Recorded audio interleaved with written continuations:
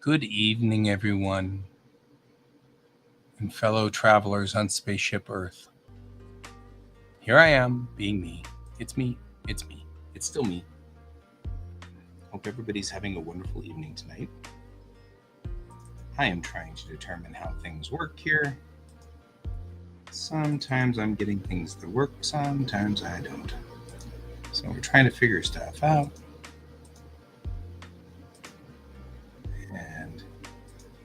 And I have a synchronization problem going on.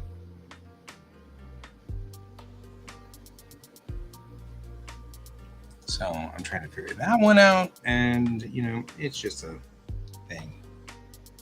And tonight is feeling particularly blah. Kind of having a ongoing problem of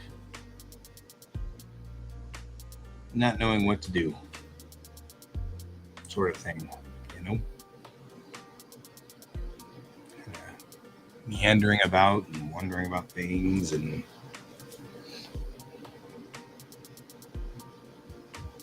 so how's everybody out there in the real world? How are you guys doing? Probably not as good. That's all right. I may hang on for just a minute or two. Yeah, I mean, I've kind of got a what to do kind of thing going. It's not a matter of, I'm still waiting for returns on my comic. And I'm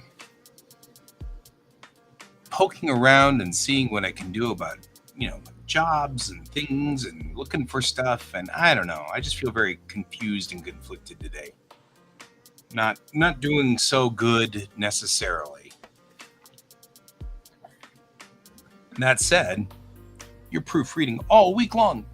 Are you proofreading my comic though? See, that would probably get it back faster. So my beta readers took my comic and then got COVID. Not from the comic, I would hope, but maybe. Entirely plausible. Who knows? Anyway, needless to say, I'm kind of waiting for them to get back to me and tell me whether it's good or not. So, a whole novel, huh? That's good. That's good. Keep the creatives going. So, on Saturday, I went out to the ball game, which was kind of fun. It was the Rockies versus the Oakland A's, I believe. And it was an interesting game. I'm not a big sports nut because my mom was a big sports nut.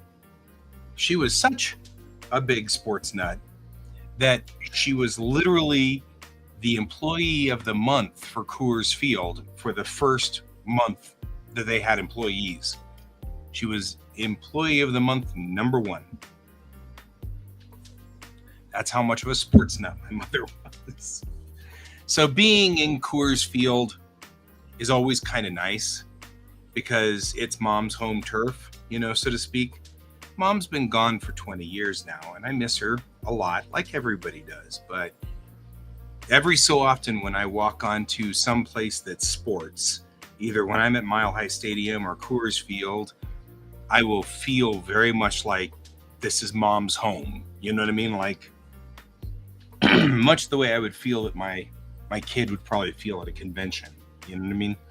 Like, this is our home. This is dad's home. This is where he belongs. But mom certainly belonged at that, at that spot. So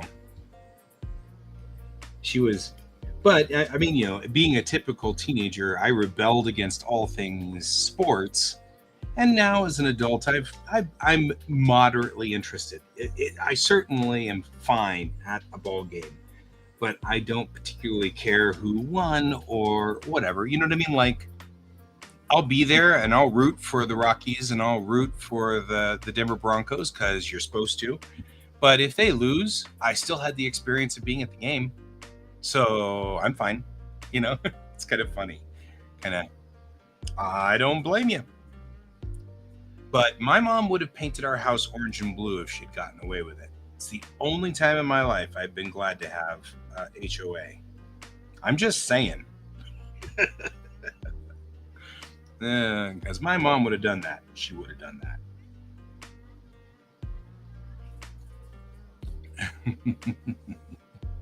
So, but yeah, I certainly do miss her though. She was a good person. So that's cool. Tomorrow I'm going to have to figure out something really strange and just kind of like, I'm going through and trying to get all of my paperwork correct, like my life paperwork, if you will. There are lots of weird problems that I just, they've never been an issue before, and now they're an issue. So I've got to figure stuff out.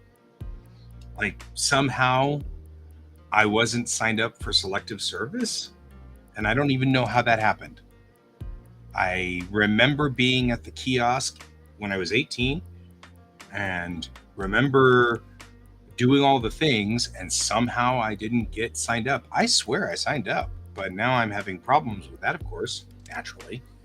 But I come from a family of military people. There's no way I didn't sign up for selective service. There is no way. So this has to be a paperwork mess up somewhere. So I got to track that one down. Because I got a couple of things I wanted to try to do with the U.S. government. Well, you can't if you haven't been signed up for selective service. So there's got to be a paperwork mess up somewhere. I've just got to track it down tomorrow.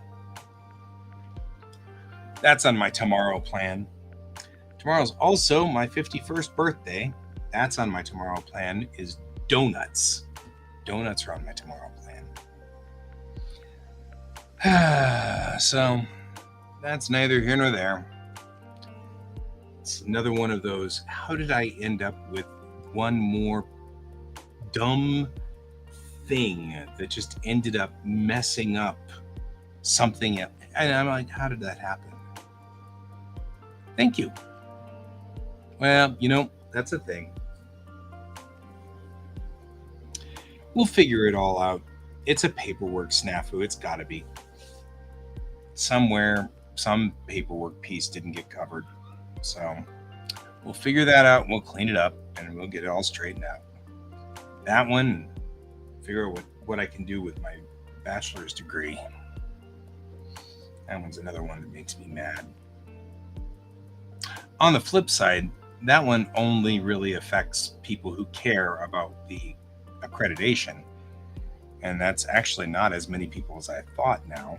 I realize that a lot of people just want to know that you sat down and were part of the government or part of the college for 4 years.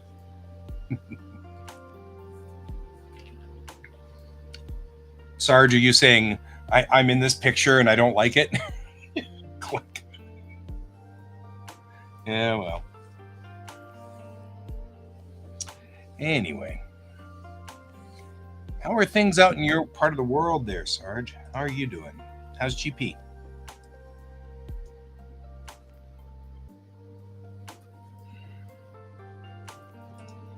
I'm just curious, like, how things are going. I wonder what else I can do in here in Belligerent's Rising.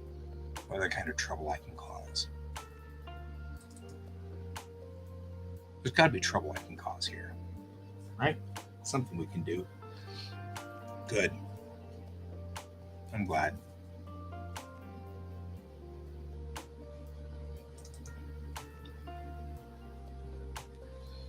Yep.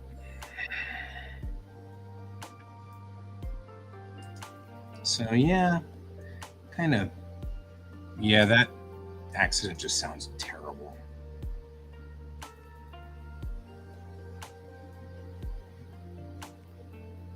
So, yeah.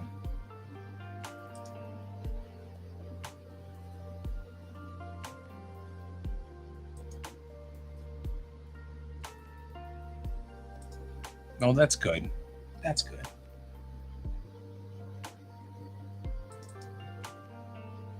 I'm glad to hear that.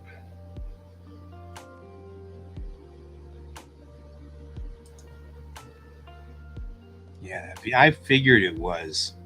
Just hearing about that, I kind of had a feeling that it was going to be a total.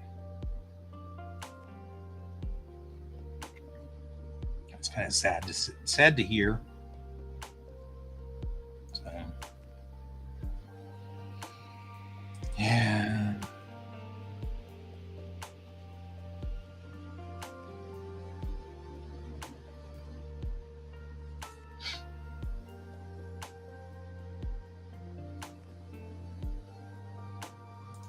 Right? See, that's the thing. Like,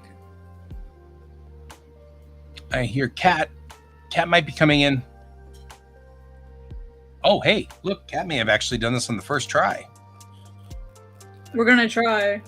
Oh, hey, listen, I can hear you. OMG. It worked on the first try. Look at us. Mark it on the calendar. Right? Dang. Hey, guy, what's up? Well, I don't know. I'm kind of like lost slightly today, I guess. I don't know. Must be a vibe, because me too. Yeah.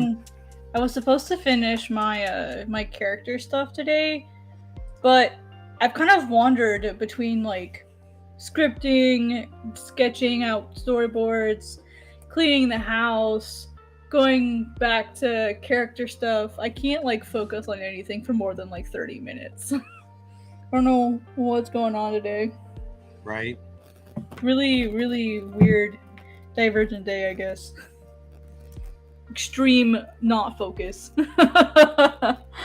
So, right. Like, I should stream today. Night, Sarge. I'll see you later. Night, Sarge. Take it easy. So I'm gonna try to get some stuff done. I can't promise anything. Right. I am going to work on Hermetics, I think. Hermetics. Yeah, I'll show you. I could talk about it, or I could show you. Hermetics is a world-building, stories-enriching template, which just asks a certain number of key questions. You can build around your world, and because it's a thing for working on this thing. It's used to be called Grapes, but they added some things to it. So it's like history, economy, religion, mechanics, executive, topography, inhabitants, culture, and social scale. That sounds like a lot of work. Yeah, it's the kind of stuff I like to do whenever I can't focus. You know how you like to do random math things? Yeah. This is the stuff I like to do whenever I can't focus. Like, I'll world build. I'll just get in here and like start thinking about pieces of world building. And that's just the way it works with me. So you and I are totally different people, but same kind of thing. It's like I gotta do something. Mm-hmm. Hey, Kat, you know how you like to solve balance chemical equations when you're stressed? Right. I would do a normal thing like world building. Yeah, that's not normal, but that's all right. We'll That's okay. No, it's fine. I actually did some algebra earlier today because I was doing my budget for August.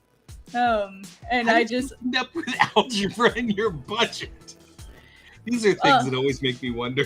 Well, because I'm trying to save a certain amount by a certain time, and I know I'm about to receive like X amount of money over X amount of months. Calculating some interest on a credit card that I have to try to see like how fast that's paid off. This is why like algebra is important, kids. Like loans and credit cards, like because I have one card, and I was trying to calculate like how fast I could pay it off before student loans start again in October. So I was moving numbers around, trying to figure out like how much do I have to put aside to get it paid off. Even though I have 0% interest technically until March, but I want to be able to save for a car, and I have to save for moving because I'm trying to move next year, but I'm not sure if I can afford enough money to be able to move by next year. So yeah, I did a bunch of math, and I probably won't have enough by next year, so I might have to stay in Tennessee next year. That actually makes sense, despite the fact that I was making fun of you. But that's okay. I'm only making fun of you because I love you, and you know it. Yeah, I know. I'm just being facetious. Whatever that word is. Yeah. Fishy swap. I can't. What the fuck? Yeah. That I was gonna say that accurate either. Right. that like playfully sarcastic. Yes. Yeah. Oh no, I only mess with my friends. That's like, I don't mess with people if you're not my friend. So I totally feel like you're fine. You're okay with it. Yeah, I know you're joking. Honestly, like, for me, just knowing what the budget is and what the plan is helps me feel less anxious about the future. Yeah. So it helps a lot because we announced like funding for Global Comics recently. Like we got some new funding, and like we got raises with it. So like now that I have a different amount of money to play with, I'm like doing math and had to redo the budget anyway. Sure. Yeah. Because now I make like a good amount more every month now. Well, and that's good. I mean, like all of that's good. Yeah. So I'm like, well, now that I'm gonna have like X amount of money more, what's the best way that I can use it? And I realized that I don't really have enough to count as like a savings. So I like to have, like, before Miso got sick, I had about 3 or 4 months worth of savings. So like if I had lost my job, I'd have about 4 months to like find a new job. And after she got sick, I burned through all of it. Well, between that and moving, I burned through all of it. So I have to build that back up. I like have barely a month's worth. So I need to build that back up. And my Jeep just crossed 226. Whoa. Yeah, for a Jeep, so that's kind of getting old. I mean, it's getting along in the tooth. It's yeah, it's like 2/3 of the way there, yeah. And it's starting to vibrate a little too hard, and it's starting to click a little too often. So I've already had to like replace the radiator, because like it was so bad. You know, like the water pump, right?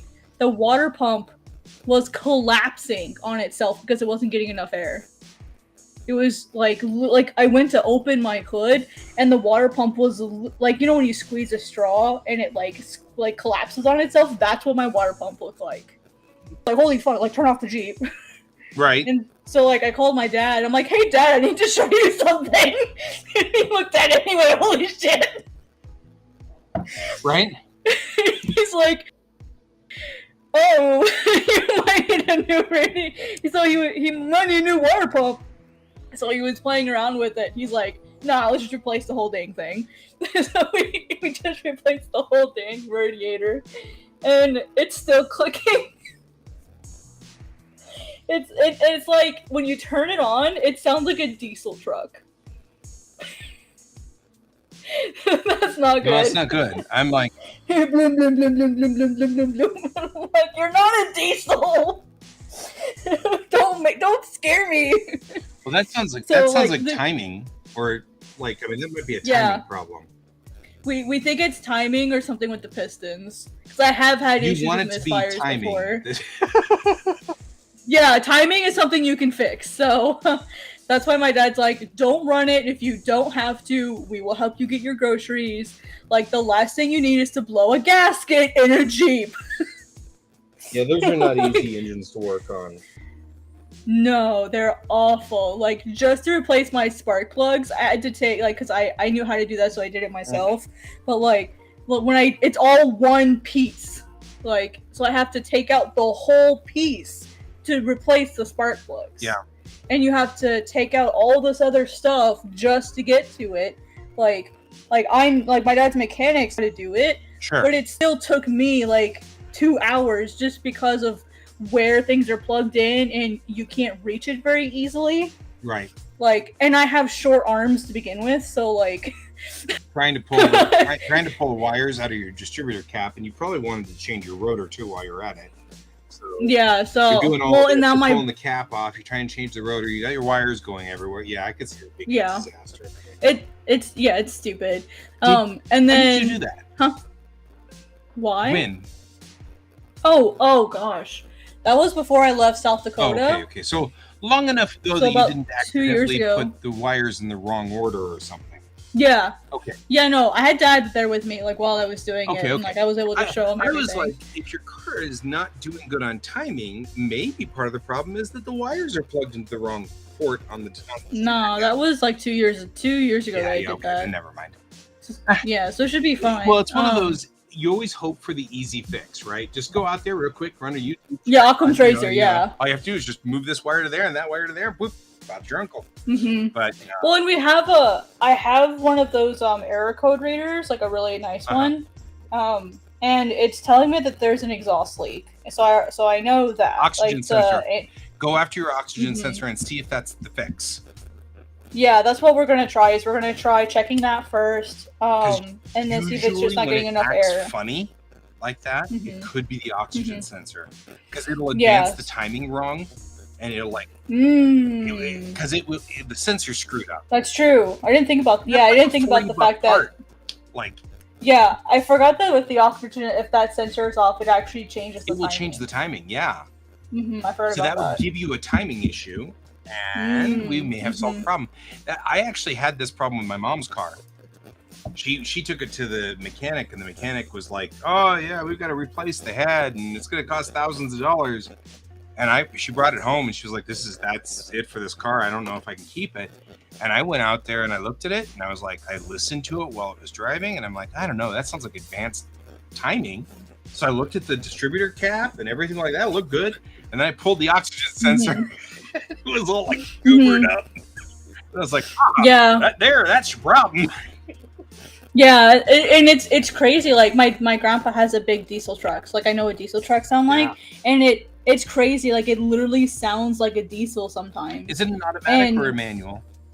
It's automatic. Okay. Does it stall at lights? Are you having stalling problems yet? No. Okay. No, not at all. Every once in a while, the heat will move closer to 12 o'clock than 11 o'clock. Like the engine heat every once in a while. That was how we noticed we had a radiator. That's how I noticed I was having radiator issues. Is I was seeing my heat sensor go to 12 o'clock, which I know 12 o'clock is technically the actual. But if your car normally runs cold. Between 10 and 11 is usually where it runs. As far as like on a clock, it's usually between 10 and 11. But it kept hitting 12 and then starting to move towards 1. And I was like, what the heck is going on? And that's when, like, I put it in park and opened the engine. That's when I saw my water pump collapsing. And I know that fuel pumps are pissy in Jeeps too. They're really grouchy. So I never let it get below half to alleviate that. So the odds of it being a fuel pump issue are pretty low. So it can't be like a fuel issue. Yeah, as far as like getting enough fuel. I don't think so either, because that would, if it was starving of fuel, it would sound totally different. You're right. It would, yeah. The only other thing is every once in a while I'll have like a rotten egg smell. So I thought it was transmission. Oh, you do. That rotten egg smell might come from your catalytic converter underneath there. Oh God. That could come from there because that's what the catalytic converter and the pre-converter and Jeeps are infamous for that. And that will just mean you won't pass emissions. I mean, really, honestly, if you're But I know converter, stuff is people try to steal stuff here. I already know someone's tried to break into my Jeep. Yeah. Like because catalytic converters in Jeeps are really, really, really expensive and really like black market friendly. But like the front of my Jeep, my grill, just the very middle one where that lever is, the whole grill was busted. Like it was cut out. You can see it was cut. wow. So someone actually tried to break into the hood of my Jeep. Damn. So I don't know if they were trying to like hotwire it to steal it. I don't know if they were trying to take something out of my Jeep. I would assume the catalytic converter, because we've actually had people stealing parts here, like at the place. Catalytic converters are very popular because they've got platinum, palladium, and the metal. Something else in them. So they're actually stealing them for the platinum. Oh, interesting. It's not even a parts thing. Yeah. It's not a parts thing. They're stealing them, then stripping them of their rare metals. But yeah, so like go to your Jeep next time and see if you got a big gaping hole in your exhaust, because there's another sensor back there that's like your oxygen sensor. It might be. I mean, I'll double check. I know the fuel shield is quote. It's not brand new. It's new. Yeah. Because when I was, have I told you the story of me driving without my fuel shield? No. Great. Great already. It is a good story. I'm not drawing. I'm just yapping. I apologize. So my fuel, my Jeep has a fuel shield, and up there in South Dakota, like I guess any winter state really, like the mag chloride really messes up that shit. It'll rust it clear out super, super easy. Well, I remember I was driving once and I heard like a big horrible clanging noise. I was like, wow, what was that? And when I get to work, I was still working at the print shop at the time. When I get to work, I noticed that, oh wow, like a big piece of metal fell off. I'm like, huh. And so I saw like the plastic tank, and I was like, oh, like that's probably like, I probably should, double check and see if that's important. So like I took a picture and I sent it to my stepdad, and he's like a diesel mechanic, so I trusted his opinion on a Jeep. Big mistake. And I'm like, hey stepdad, like what is this? And he's like, oh, that's your wheel well for your spare tire. I'm like, okay, cool. So I literally didn't even think about it for like 2 months. I drove with maybe like 3 or 4 inches of metal holding up my fuel well. Right. And not only that, I drove to Tennessee from South Dakota like that, not realizing the danger I was putting myself and people around me in, because I didn't know what that was. And then when we got to Tennessee, my dad's like, let me look at the Jeep. I'm like, okay, cool. So he drives it in, he puts it up, he has like because he's a mechanic for buses, he has like a lift. So he puts in his lift and he lifts it up. And he's like, holy epic shit, Cat, get over here. And he points to the fuel tank. He says, do you know what this is? And I'm like, that's the wheel well. He says, that's your fucking fuel tank. Look how much metal is holding it up. And I'm like, oh, that's what that is. He's like, if this had fallen off, you could have died or hurt anyone around you. And I'm like, really? Yeah. So he's like, how long have you been trying like that? 2 months? So, Kat, your O2 sensor is on the catalytic converter. Oh. Interesting. Not on the top of the engine. It's on the catalytic converter. And I'm looking over here. I just Googled a Jeep Wrangler. It's not a Wrangler. It's a Jeep Grand Cherokee 2004. Cherokee? Yeah, Cherokee. Yeah, it's probably the same damn engine. What year? 2004. Said that. I just was talking over you at the same time. Because I'm bad. No, you're good. I'm just laughing because of my incompetence. Oh yeah, no, I'm with that. That makes sense. I mean, like people make the silliest sort of, like we all make weird. It's the same thing I always say. Saru mo kikara ochiru, right? Even monkeys fall from trees. Come on, we'll always. Right. Yeah. Right? It's crazy that I recognized it in Japanese now. Yay, my brain is remembering My favorite things. thing ever. Yeah, my brain's remembering things. Look at you doing good. Yay. Yeah, I've got. Okay, so there's an upstream and downstream oxygen sensor, and I think that it's the downstream oxygen sensor.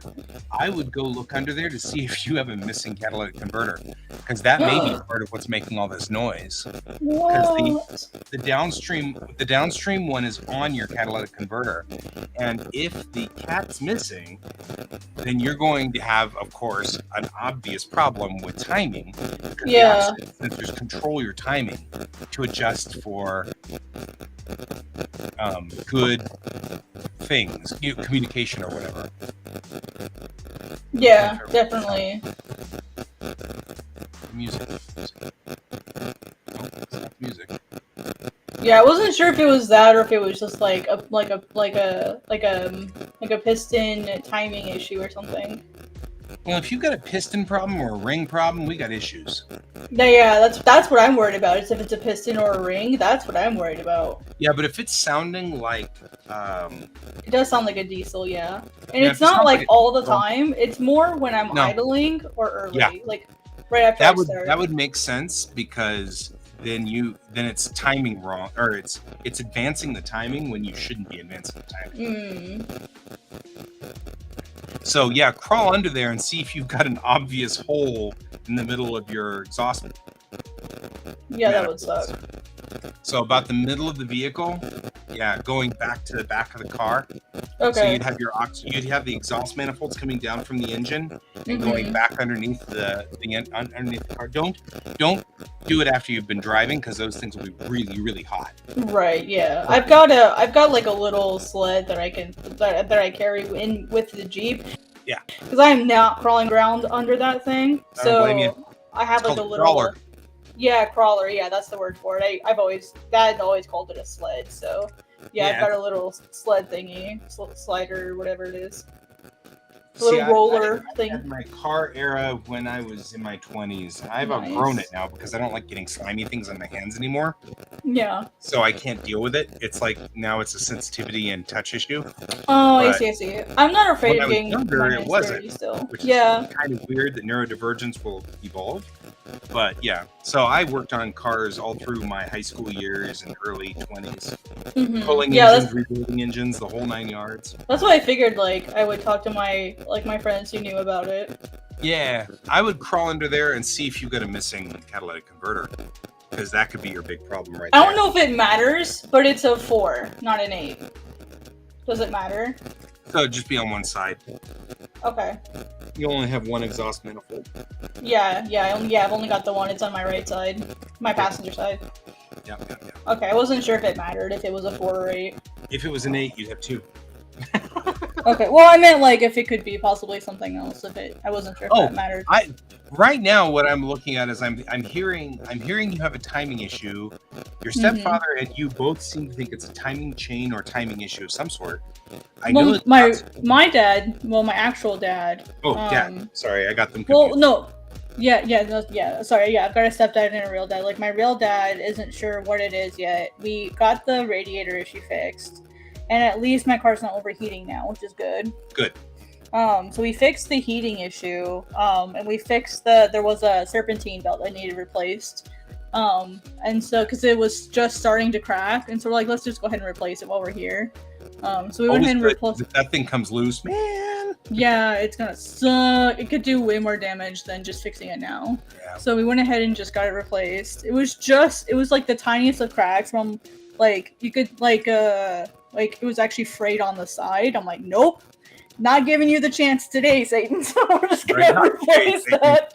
Not today. Yeah. So, but the other thing is I probably need to get my brakes replaced too, which really fucking sucks because I replaced the whole rotor like 2-3 years ago. So I probably need to do that too because they're starting to get whiny. Oh, if they're just getting whiny and did you replace the pads when you replaced the rotor? Yeah, I did the whole set. And yeah, well, they're like grinding. It's not. Grinding shouldn't be happening. Yeah, it's like, it sounds harsh. And I'm like. Did you bleed the brakes when you did it? Did I bleed them? I don't. Yeah. I don't know, honestly. They were brand new pads, brand new rotors. But you rebuilt them, yeah? No, I did not do that. I was in South Dakota at the time, and my dad's in Tennessee, so I took it to my usual mechanic shop. Okay. So I'm not sure what they did. No, if they put them on, then it should be fine. After 2 years, you shouldn't be hearing anything. Yeah, the only thing I wasn't sure of is I did live in Florida, and it was nothing but sand. Like, the whole road was, like, super, like, 5-inch deep sand. So I don't know if if that caused like extraordinary wear because I was there for a while. You should be able to look through your wheel at the rotor and just see if the rotor looks. And they look fine. Like I'm not seeing rusting on. Like there's still grooving or anything like that. No grooving. There's a little rust, but it's not like anything unusual. Like I have an emergency. Surface rust. Yeah, like I have an emergency brake, but it's not up. It never is. There was one time where I drove maybe a mile with my e-brake on, but I think my Jeep is one of those ones because I parked on a hill and I just forgot to. Because I did it one time, I forgot to put it back down, and I went maybe a mile. But I was having problems before that. I was hearing the sound before that's that. That's where you're suffering from having an 04. My 2021, if you even so much as look at the e-brake while you're driving, it freaks out. And bing, bing, bing, bing, bing, like all kinds of stuff. It just mine doesn't. Of course, like no 04, but my 2021, man, it my mom one time. So I don't know. I know some e-brakes will like release if there's too much pressure, it'll release anyway. My mom one time with the same Jeep drove 12 miles with it on. Before she realized it. And I was like when it is one of the major problems that people run into when they drive automatic, and one of the reasons why I love driving manual is because if you leave your e-brake on the manual, it just stalls right there. Like you never get it to actually go. So it overrides. So at some point in time you're like, what's wrong with my vehicle? And you stalled it and then started the car and then stalled it and then started the car and then stalled it. And then you're like, what's wrong? And then you look at your dashboard and the e-brake light's on. You're like, oh, See, my Jeep doesn't have an e-brake light. Really? It doesn't have, So if I put my e-brake on, there's no light. It burned out? That's why I forgot that one time. Yeah. Well, I maybe, but like the one time I had my e-brake on, like I always check my dash because I'm always checking my heat, I'm checking my level oils, I'm checking everything. You seem like the kind of driver that is cognizant and aware of how the vehicle works. That's why my dad and grandpa were both mechanics. I'm not talking down to you. So like they. I know you are, but it's. I mean, I'm just saying. Like, I'm fascinated by some of the things you're talking about. Like, it doesn't have an e-brake light, and I'm like, it doesn't. Well, if I put it, I put it on. Maybe I'm not engaging it fully. Maybe that's why I was able to move. Maybe I hadn't engaged it fully. Do you know what it looks like in the? Hey, why are you not working? Do you know what it looks like? Yeah. Because my dad asked me the same question. He's like, "Why didn't you see your?" Because I asked him, like, "Dad, I drove a mile with my e-brake on. Am I okay?" And he's like, "Well, did you see your light?" And I'm like, "I didn't see a light." And he's like, "What?" So I looked up what it looks like, and I'm like, "No, I never saw that." Like that. Yeah, I never saw it. This is a bad drawing because apparently my pen is not working over here. You can keep talking. I'm just going over here to the other pen. No, you're good. But yeah, like I'm up the frame of my stay here an extra year, then I'll be able to make enough money to put a down payment on maybe something that'll last me longer. Fair. So, especially if I'm going to be moving, because everything that I own fits in the back of that Jeep. Wow.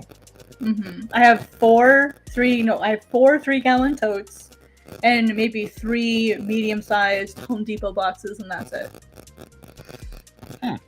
I don't have a bed. I don't have a desk. I don't have furniture, really. I don't have anything like that. So it's really easy for me to just like pick up and move somewhere. Because everything fits in the back with my back row down, like it fits. Yeah. But do you sleep on the floor? Well, the apartment's furnished. Oh. So I have everything furnished. I used to have a shikubuton, but I had to get rid of it because it was just old. It was like 5 or 6 years old. Yeah. So it was just time to get rid of it. I just Not. got like the bestest bed that has ever happened. It was so great. Hmm. The bed saga is one of my favorite. Well, not my favorite. It's something that makes me particularly grumpy. But we bought a Sleep Number bed 100 million years ago, and it was one of those that you know if you pay it, it's $1,000, and if you pay it off, then you don't have any interest. But if you don't pay it off in 1 year, then the interest happens, and all of the previous interest and every Oh yeah, I know those. Yeah, I have that with my tablet. I yeah. So, technically could pay it all off now, but I want the history, so I'm like, I just have it set on automatic, and it just takes out of the account. right. Well, we didn't make it in time, and they applied everything, and by the time we ended up, so we bought that bed in like 2013, and we finally paid it off with COVID relief money because we just wanted it away. So that's how long we were paying on it, and we ended up paying $1,000 out of the COVID relief money to make it go away. So that was after paying something like, so it ended up being like $3,900 for our $1,000 bed. So we hated it so bad that I was so determined to sleep every minute of it. But it turns out that it was making my back bend. Right at, like, because I'm a side sleeper, so it was making my back bend right at the sciatic nerve, and it was pinching my sciatic nerve. And so I would lay down, and about 4 hours in, I would suddenly have horrible cat cramps, and I'd have to stand up and stretch them out. And so I was getting to the point where I was just sleeping 4 hours, waking up, walking around, getting everything moving, going back to bed, and sleeping another 2 hours in hopes that maybe that would be enough to get through the day. Mm-hmm. And then I'd nap in the afternoon. Well, so recently we just threw that bed out, and my best friend had a mattress that was just a memory foam mattress, but it was just a flat mattress, just a normal mattress. And I laid down on it, and as soon as I did, my back went pop, pop, pop, pop, pop, all the way down like a zipper. Wow. And then ever since then, I haven't had any cramps. Amazing. Sometimes it's like crazy. 8 hours at night too. It's like it's crazy how just the right bed can do that for you. Yeah, I had no idea that I needed that, and I apparently did. So yeah, that's what happened with me when I got my Shiki done. Is I always had I never slept through the night ever. Never slept through the night. Very well, and I always felt horrible and stiff when I woke up in the morning. And when I got the futon, it had the tatami and the mattress. Yeah. So I was like, I'm not sure how I'm gonna feel sleeping on the floor, but all of my friends like in Japan rave about it. They say how good it is for you, so I'll trust them on it. And it was a couple $100 bed and mattress and mat combined, but I was willing to try it, and I slept so good that first night. I slept so good. Right. I was like, wow. I can even fold it up and put it away every day so I can use my entire room for like stretching and yoga and whatever. And like there's no bed blocking everything in the morning. So like this is awesome. This is perfect for tiny apartments.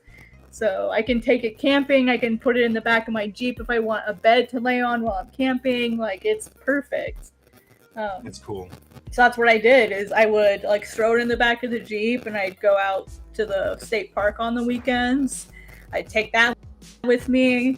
If it was cool enough, I would take Misa with me. We'd go play in the park. Like it was awesome. And I used the hell out of it. And those things are not meant to be used like I used it. Right.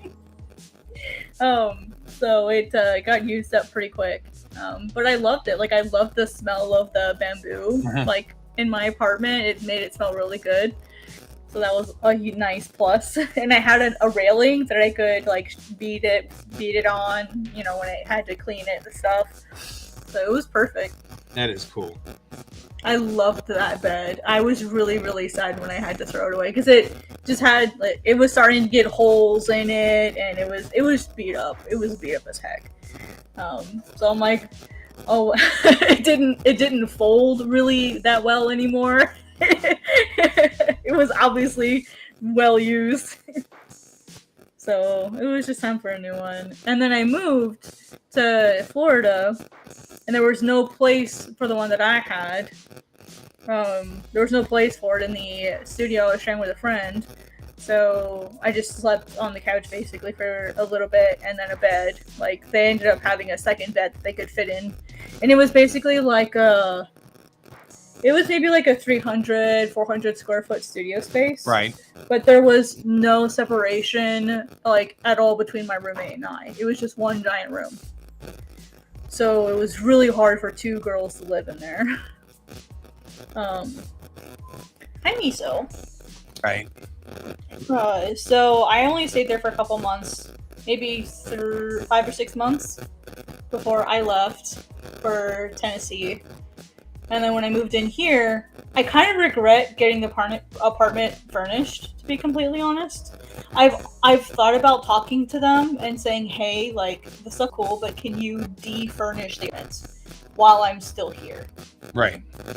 So I've seriously thought about it, just so I can have an excuse to go buy a new bed and have somewhere to put it, because we have hardwood flooring here. Yeah. But the problem that I'm having now is when I look at apartments in New York, the majority of them have carpet. So I'm not sure what to do.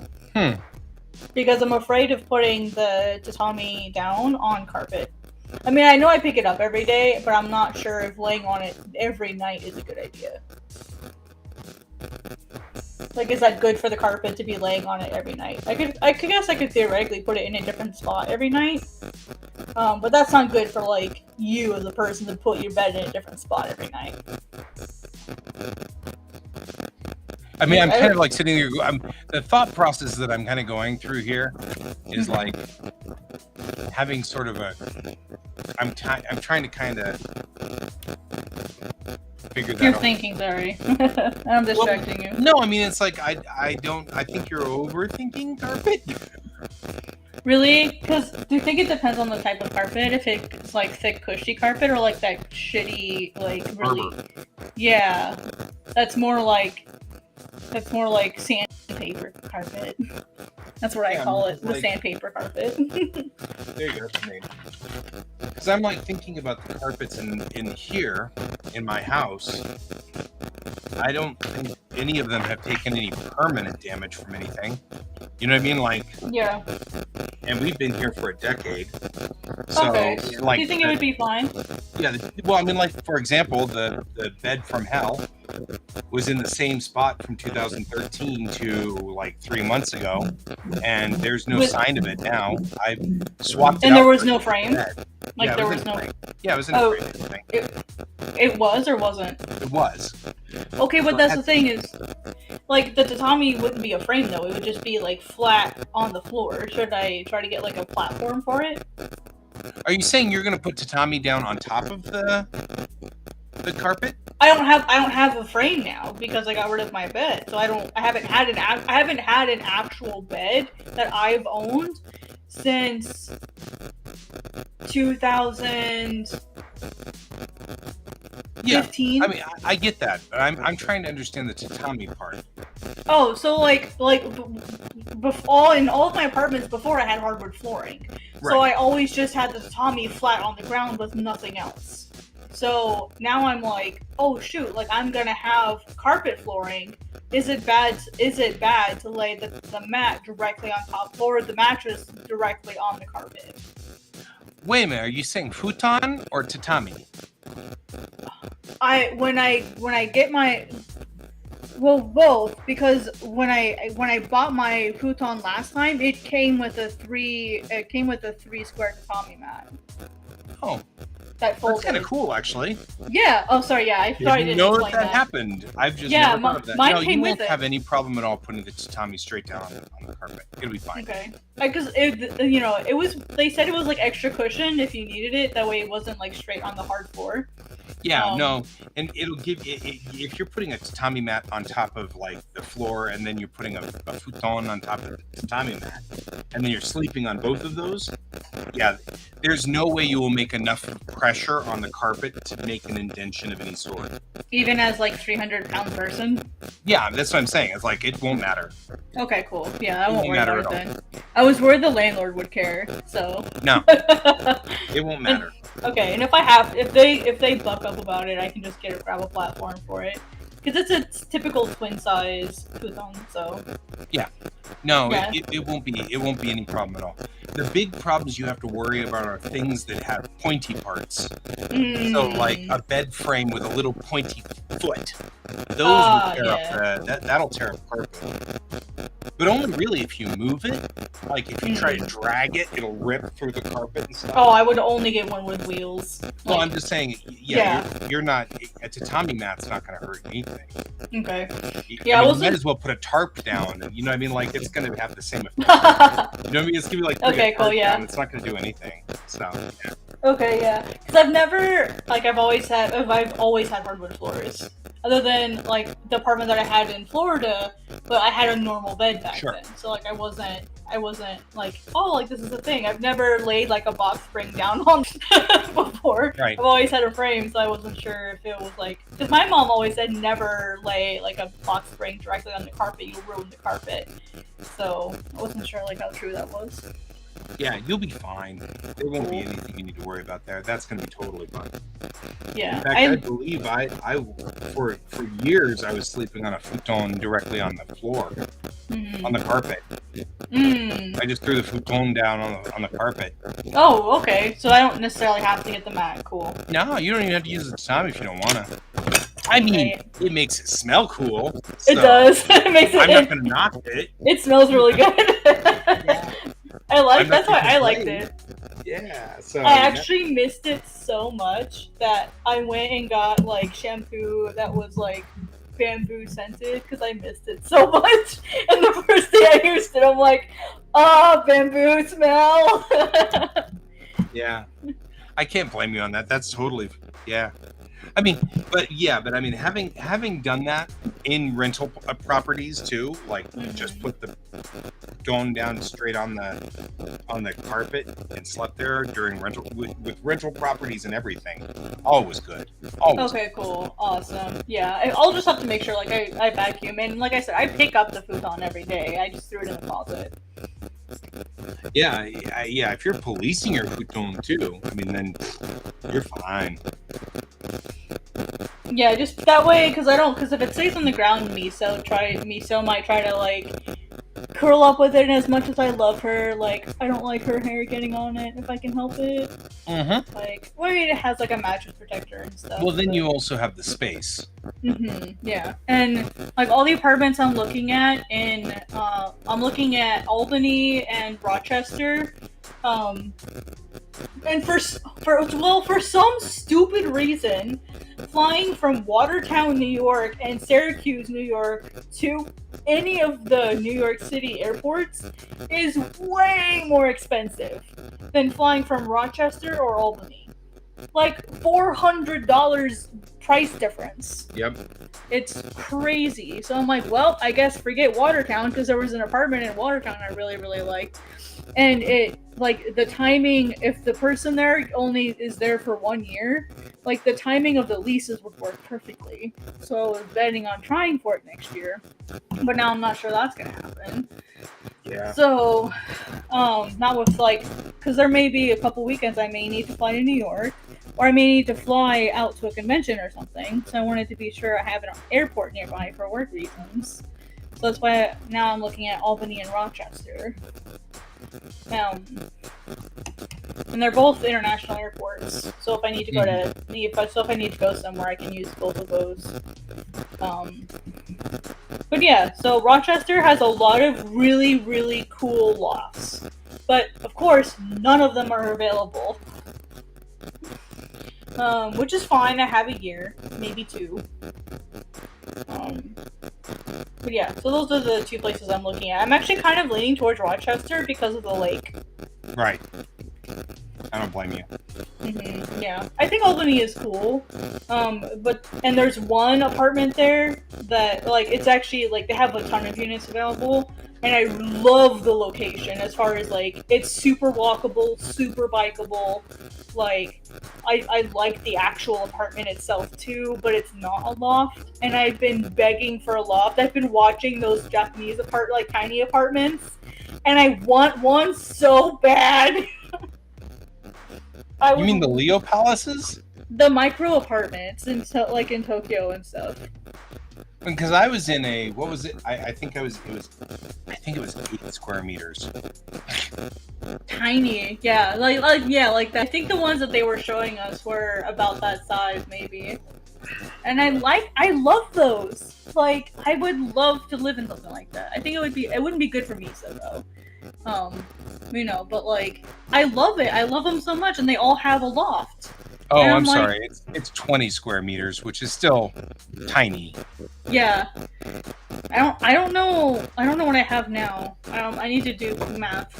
And I don't know what that conversion is. Usually I'm good with math, but square feet to square meters.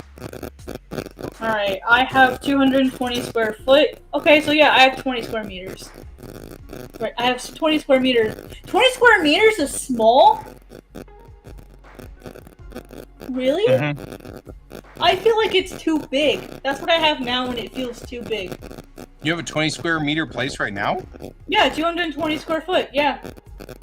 No, it's square foot, not square meter. Yeah. Oh, yeah, I guess you're right. Yeah. Yeah. Yeah, I'm sorry. That's okay. You're right. That's what I have now, and it feels too big. Well, maybe for me personally, maybe not for Miso. It's too small for Miso. But like it feels too big. I like small. I guess, yeah. Yeah, that's why I was looking at like the tiny apartments and like micro apartments in Japan, and I'm like, oh my god, I want that. That looks amazing, and they're cheaper, but I'm stuck in the U.S. Damn it. Oh yeah, but you don't have to deal with key money. That's true. Oh, that's true. I forgot key money's a thing over there. That's so totally dumb. Thing over there, yeah. So dumb. And also like the trash separation and trash separation was kind of fun, but I would definitely do it wrong. I think that's a lot of fun. So I would definitely do it wrong the first few times, and they to redo it for the next week. And I would just be standing there crying and apologizing 50 million times. Please help. I don't know how to do this. Yeah. I'm sure I would mess up. And of course, like, because I'm like blonde haired and blue eyed, I would stand at like an effing sore thumb. Right. And I'd be like, neighbors on. Please. 大肝心です。 Yes. 助けてください。助けてよ。助けて。Be like, I'm actually, now that I did this, I started looking up Leo Palaces, and I'm like, oh, hey, look, there's the floor plan of my Leo Palace. Yeah. It's pretty funny, actually. It's a slight possibility. It's not promised yet, because I have to do the research for it. There's a slight possibility I might get to go to Komi Camp this year. That would be way awesome. I just have to I just have to get my passport stuff submitted. I got the photo this weekend. So of course I feel bad getting a passport photo with my not natural hair color. But it is what it is. My freaking bright ass orange hair color. So yeah, and the only thing that would make me really scared is because I'm overweight going to Japan. Yeah. I would feel I'm really nervous. Because like they are not made for big people, and all the walking. Oh my god. Yeah, So I'm with you. I was only little mildly nervous. overweight, and boy, that attracted a lot more attention than I wanted to deal with it. Fine. Yeah, especially like the overweight fat Yeah, American, kind of and classic I'm a Gaijin. woman. Yeah, like my company Yeah. kept wanting me to be Santa Claus, and I'm like, no, I'm not doing that. Oh my goodness. And they didn't understand why that was. I was like, no, I don't want to do that. Like, I don't get it. It'd be fun. The kids will love you. I'm like, not something I want to do. You know. For me, I'm like, that's exactly why I don't want to do it. It's because the kids don't love me. Yeah. That's exactly Not the why, my positive way friend. of loving you either. Yeah. They'd be like, oh, fat hygiene. Oh man, okay. And I mean, at the time, I was at 103 kilos, and that's it. Like, that's only like, what, 13, 14 103? kilos over? Oh yeah, I'm at. I was 146 when I started, and I'm 137 now. Good job. Mm-hmm. Yeah, actually, you're. Yeah. Yeah, that's what I'm at 118 and falling right now. Mm-hmm. Yeah. And Yes. and Yeah. that's I'm doing a because- pretty good job. That's because the last month or so, I just suddenly stopped really wanting a lot of food. I don't know. I eat normal food, but I don't eat a lot of extra food anymore, and my weight started to just suddenly go down. It's just like, I didn't believe my doctor when he told me to eat more to lose weight. that's kind of weird. I thought you were crazy. And he's like, no, just try it. And yeah, he's like, here's your macros you gotta meet. Focus on those and only those 3 things. Like, get enough of those and you should be fine. And sure enough, yep. Like I stay within those numbers for my macros, and I also do intermittent fasting. So I have like a certain period I have to eat to get all that stuff in. Intermittent fasting is what NASA's saying is good for you. It's worked really great for me, which is what I did last time to lose all the weight when I lost all the weight the first time. So like I knew that might work. I just didn't know like why it was working. And he's like, you are so nutrient deficient in almost everything. Mm-hmm. Like your iron was low, your B, your D, your E, like all that stuff's low. So he's like, you're not getting enough food. And because I'm so food averse, like with all the sensitivities that I have, I just forget to eat. Right. I literally will just forget to eat until like 9 o'clock at night. And I'm like, oh, why do I feel so bad? Oh, because I'm hungry. And then I finally eat. And when I'm not that hungry, so I don't eat that much. So I wasn't like trying to do that. I just forgot to eat. Because I don't like food, and it's not. It's food is such a chore for me because I have so many limitations. Right. And I was gaining weight like really fast. Like when I moved from South Dakota, I was 250, and I was 330 in December. So a year and a half, and I gained 80 pounds. Right. And my doctor's like, wow, that's really strange. Like, what are you eating? And I'm like, I don't think I'm really eating that much. So he's like, oh, everyone says that. I'm like, no, I'm serious. So he's like, well, do a food journal. And he's like, this is not enough food. He's like, if this is what you're actually eating, this is not enough food. So basically what he thinks was happening is I was essentially in starvation mode. Right. He's like, That's the combined problem. with the, yeah, he's like, you're barely getting 1,000 calories a day. Barely. Well, he's like, you're between like about, well, he said probably closer to 1,200. So he's like 1,200 calories a day, but you're not absorbing any of that, really any of that, because your intestines are so effed up.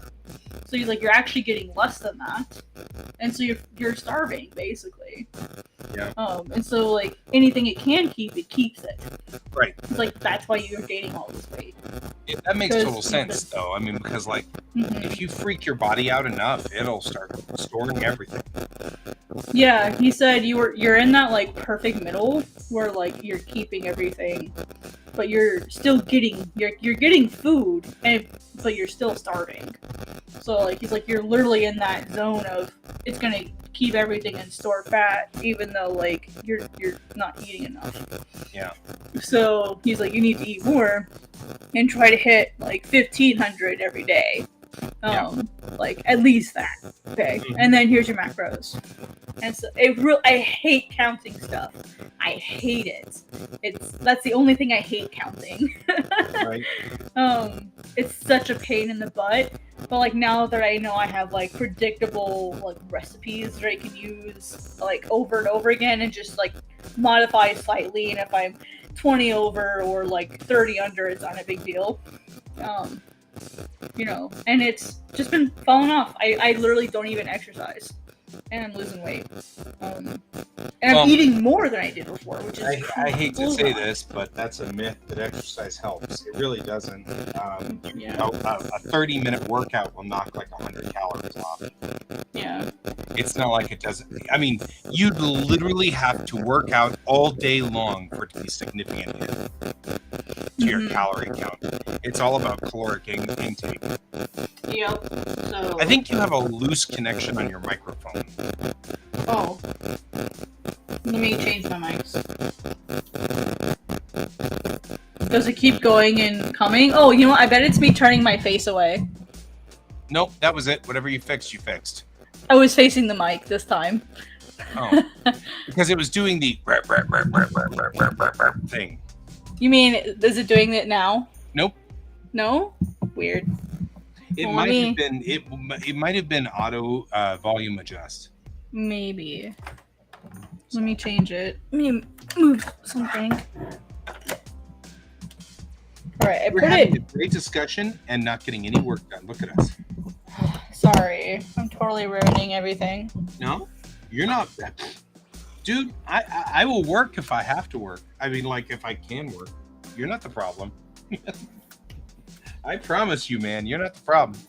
Yeah. And yeah, it's been like a lot last couple months. It really has. It's been rough for me too. So I totally am okay with just a night where we just kind of futz around and poke things a little, you know? Yeah. Maybe break early or whatever and go to bed. Yeah. I'm not opposed because it's been a rough everywhere. Tomorrow's my birthday and I'm it's your that's right. Happy early birthday. I get donuts. Yeah. Donuts. Happy early birthday. I only get donuts on two times a year. I get donuts, and that's Father's Day and my birthday. That's it. Well, I hope they're delicious donuts. Yeah, it's so funny too because like I just like the normal glazed donuts and the normal like chocolate caked donuts. You know, like the standard donut with just the chocolate icing on top thing. Yeah. You know, like those the if you think of a chocolate donut, what a chocolate donut is, you know, like. Yeah. And every time on my birthday, if my friends try to get me donuts, they always go like voodoo donuts and get all these weird donuts, and I'm like, no, I'm fine. I just want glazed, just plain donuts. There's standard two types, and it's because my mom liked glazed and my dad liked the chocolate covered. And so as a kid, I would eat one of each so that I could have one of mom's and one of dad's. And so, but I mean, you know, in the 80s, there wasn't a zillion varieties of donuts. They were just kind of like the basic donuts. And so like, it's so funny too, because like today, that's all I want. You know, I just want the normal chocolate guys and the normal glazed guys. And we're good. Yeah. And now I like black coffee with it, you know. So I'll drink some black coffee. Black coffee? Wow. Yeah, because it's good because the bitterness and the sweetness offset each other. Okay, I can see that. It's sort of like how you will dip a fry in a milkshake. Right. Okay. Exactly. That same kind of that combination. It's really, and of course I remember, you know, of course this is other things, the memories of childhood, right? You know, or not childhood, but like my early 20s. That was a thing that my dad and I would do, is go get a donut and a cup of coffee. And he always drank his coffee black. So to be cool, I drank my coffee black. But I actually hated coffee back then. So. I will only drink coffee in two ways. There's one place here that makes a lavender vanilla latte. Wow. Right? Absolutely amazing latte. Yeah. Like that actually got me started to drink coffee, but of course that's more sugar than coffee. Yeah. So that I will drink that, and then there's a white chocolate macchiato. Oh yeah. That I will drink. Yeah. But I'm really picky about the white chocolate macchiato because sometimes they'll burn the chocolate. Yeah. And I'm like, okay, like you've burned the chocolate, like this is really gross now. Can you like I usually don't I don't ask them to remake it, but I'll be like, can I get like a little extra cream, or like can you put like a little bit more sugar in this because it's really bitter, like because it's burnt. And usually they're happy to like add like an extra thing of sugar or something. Yeah. Like make it a little to off balance it. But I also have like the coffee white chocolate stuff from like Ghirardelli. I have that here in my apartment now, so that I don't have to bug them for it. I just add it myself when I get home. Yep. Yeah, I didn't discover what my problem was until, because I didn't like coffee, but I tried to drink it with my dad to be cool, and then when Dad and I weren't hanging out, or I just wouldn't drink coffee at all. And then my wife and I were talking about this one day, and I'm like, I don't really drink coffee, and she's a massive coffee drinker. And she's like, have you tried it over ice? And I'm like, what? You can do that? And it turns out that I don't like the heat. I didn't like the taste. It was the heat. Oh, interesting. Yeah, nekojita. I have a cat tongue. Oh, yeah, I can relate to that. I don't like it. I don't like it hot at all. Like the latte though is different because it's mostly sugar. Right. But like I will not drink straight coffee hot. I do like iced lattes. Yeah. Though. Well, that's all I ever get from Starbucks. Are you a hot chocolate person? Frappiano with a what? Are you a hot chocolate person? No, actually, that's how I noticed. Oh. That was what we were discovering, was I like chocolate milk, but I didn't like hot chocolate. And like effectively the same thing, not really, but effectively the same thing. And that was when my wife cued in on it. She was like, "Wait a minute, have you ever tried coffee over ice?" I'm like, I mean, somehow that just never was like something I'd ever thought of, Interesting. Yeah. Wow. I never would have noticed that either. What's very funny about the whole thing is that before I left for Japan, I was gaining weight, and I knew I was, so I stopped drinking soda and swapped over for unsweet tea. Like got the powdered tea, and it was a brutal 6 months while I tried to acclimate to that. It was horrible. Yeah, I bet. But once I did, I was pretty good with it. Tootling along, drinking the unsweet tea, yada yada yada. And then when she's talking about coffee, I was like, well, I'll try it, without anything in it. And I liked it. And it turns out that I've got kind of I guess the opposite of a sweet tooth. I've got a bitter tooth, or whatever you want to call it. I don't know. But I like things that have a kind of just a nice, rich, bitter taste. Like certain whiskeys are really good too, because they've got the kind of oaky wood taste, Oh yeah, so you're like a Maker's Mark person. Yeah, I like things that kind of have that wood taste and stuff, which is funny because I don't actually do alcohol very much at all.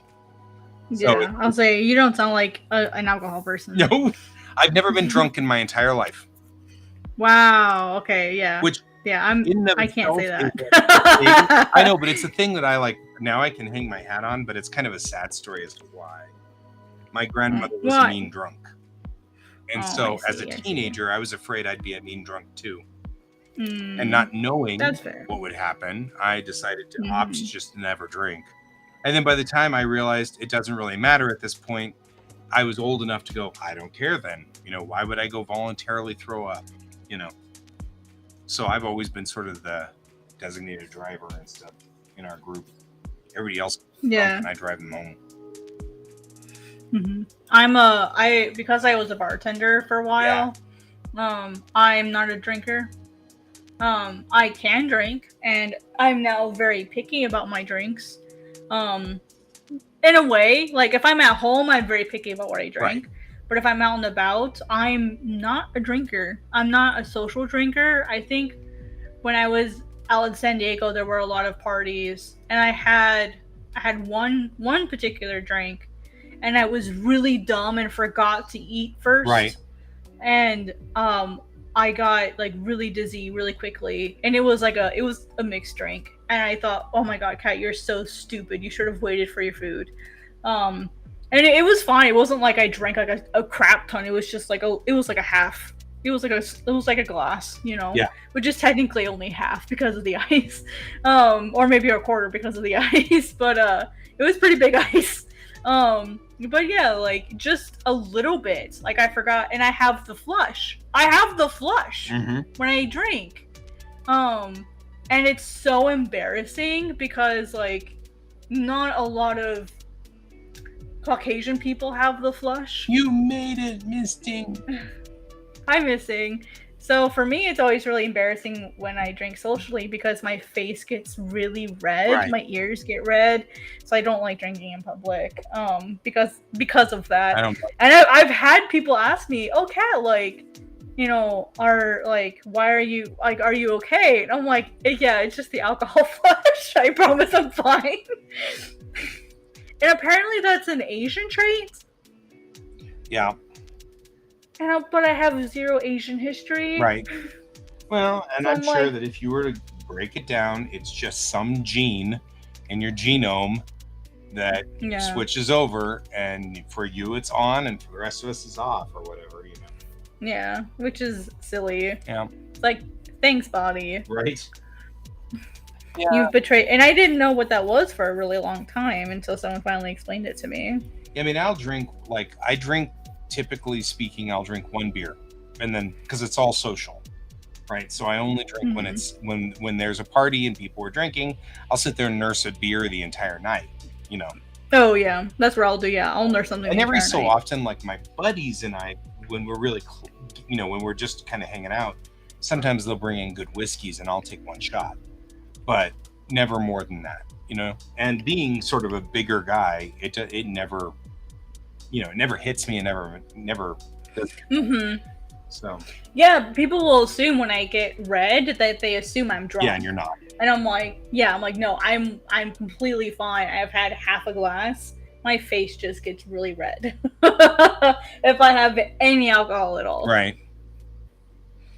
It's so misleading. That's what we were I'm just not talking drunk. about. Misting was that we were talking. Yeah. Our drinking habits, and I was saying I've never been drunk in my entire life, and it's because I had a mean grandmother. My grandmother was a mean drunk, and so I was afraid that I'd be a mean drunk too, and didn't want to hurt my friends. So I never drank and got drunk when I was a kid, and then by the time I was like, I think we could figure out a way to control this, I was in my 20s or 30s at that point in time. I was like, well, why would I voluntarily do this? So I have then selected since then. Yeah, right. Nice. Oh, wait, not so nice. Well, no, actually, it worked to my favor. I've always been the designated driver. I've always been the one that the girls would take with them to a party because I would watch the girls to make sure that nothing happened to them. You know what I mean? Like, that was my job. And I that's what I like about it. Yeah, I mean, because like that was my job, and I was totally stone sober. And back in my high school years, I was in martial arts too. So nobody really wanted to mess with me too much because I was pretty scary. Not so scary anymore. Now I'm just big, round, and fluffy. But back then I was pretty lean, and that was the other reason I didn't want to drink, because I knew how to hurt people in special ways. Because you learn that in martial arts, and especially when you're a teenage boy, you're like, oh yeah, well, show me all the ways to hurt somebody with one finger, and you end up with stuff like that. So like dumb stuff. So yeah. Right.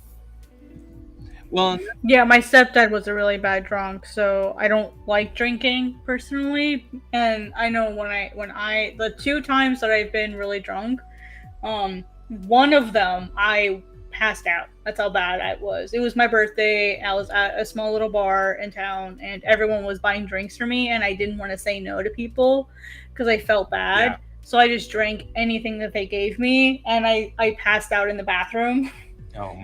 They made sure I was okay. Like, they're like, you know, they did, when they realized I hadn't come out for a while, they're like, we went in and like sat you up, made sure you weren't gonna like choke on anything. We just let you sleep.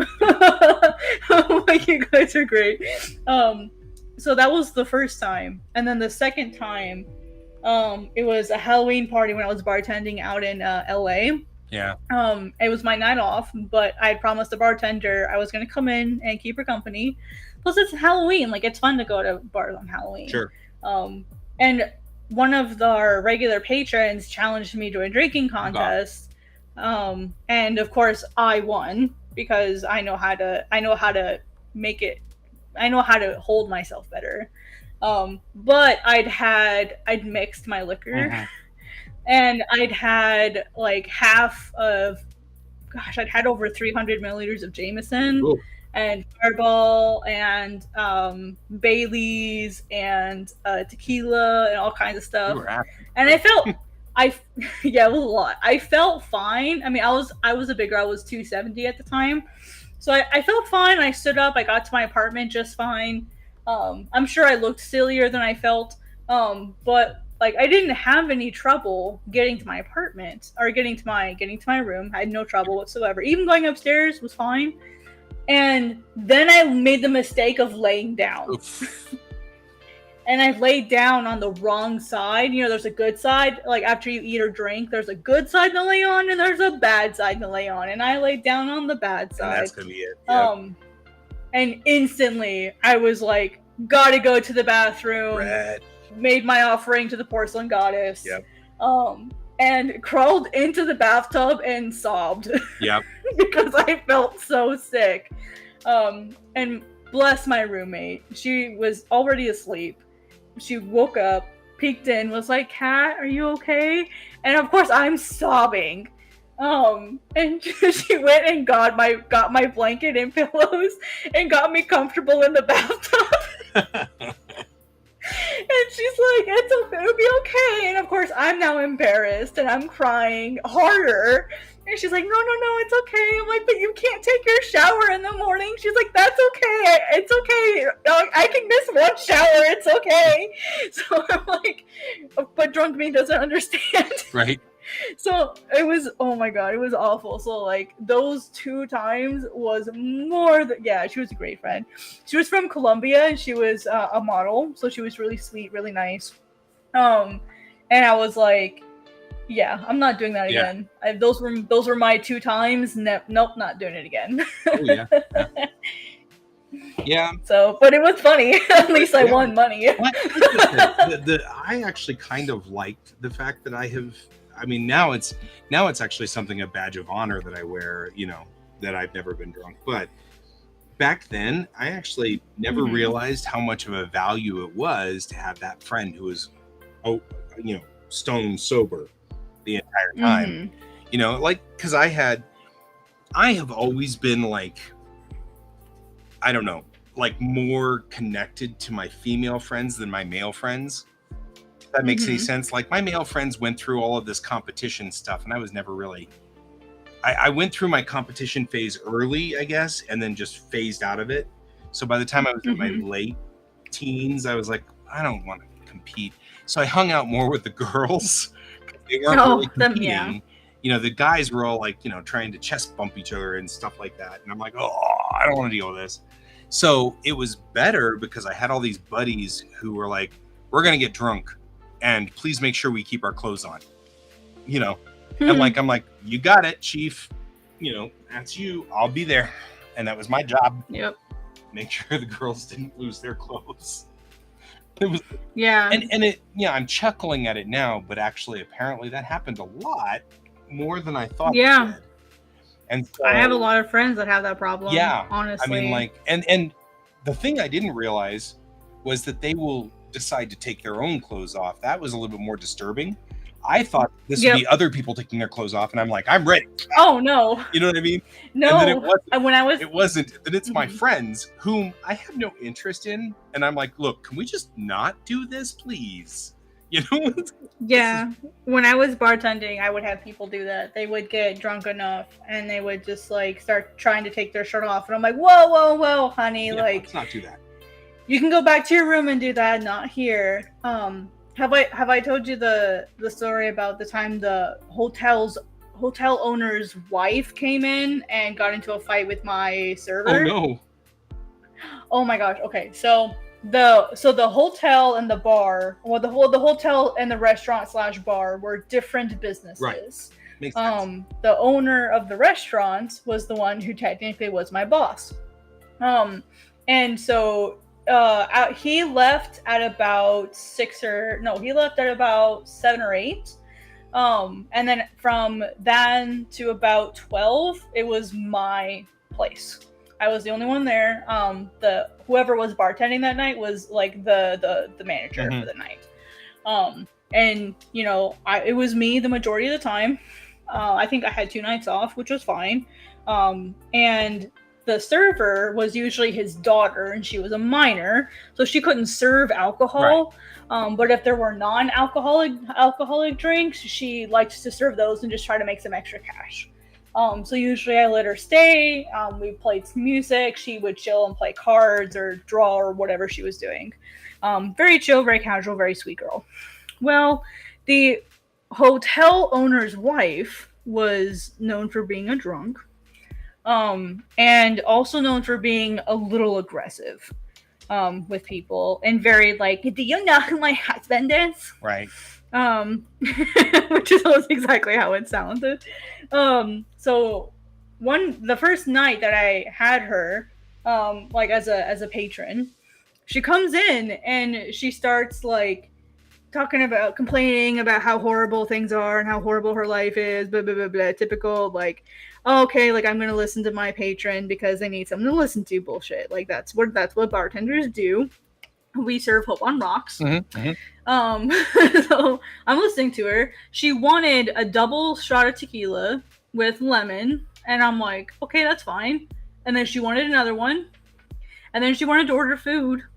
And then she wanted another one. And I'm like, maybe you should get your food first before you drink more. And she's like, you can't tell me what to do. You know what? You're right. You are absolutely right. I can offer you suggestions, but I can't tell you what to do. So she has like 2 doubles before she gets her food. 2 doubles of tequila, by the way. Like, and silver tequila before she gets her food. So she's had 4 shots, then her food. And it was a big burger and fries. And I'm like, thank fucking God it's starches, because it'll absorb the rest of her alcohol. So after that, she keeps drinking, and she must have had, like, I was told not to cut people off until I thought it was like a danger level. Right. And even then, like, he didn't like me cutting people off, but if I felt it was like a safety thing, he would let me do it. And she kept drinking and kept drinking. And then she ran to the bathroom, and I'm like, okay, here we go. So, yeah. Right. So I went ahead and was like, hey, since it's the hotel owner's wife, I should pay.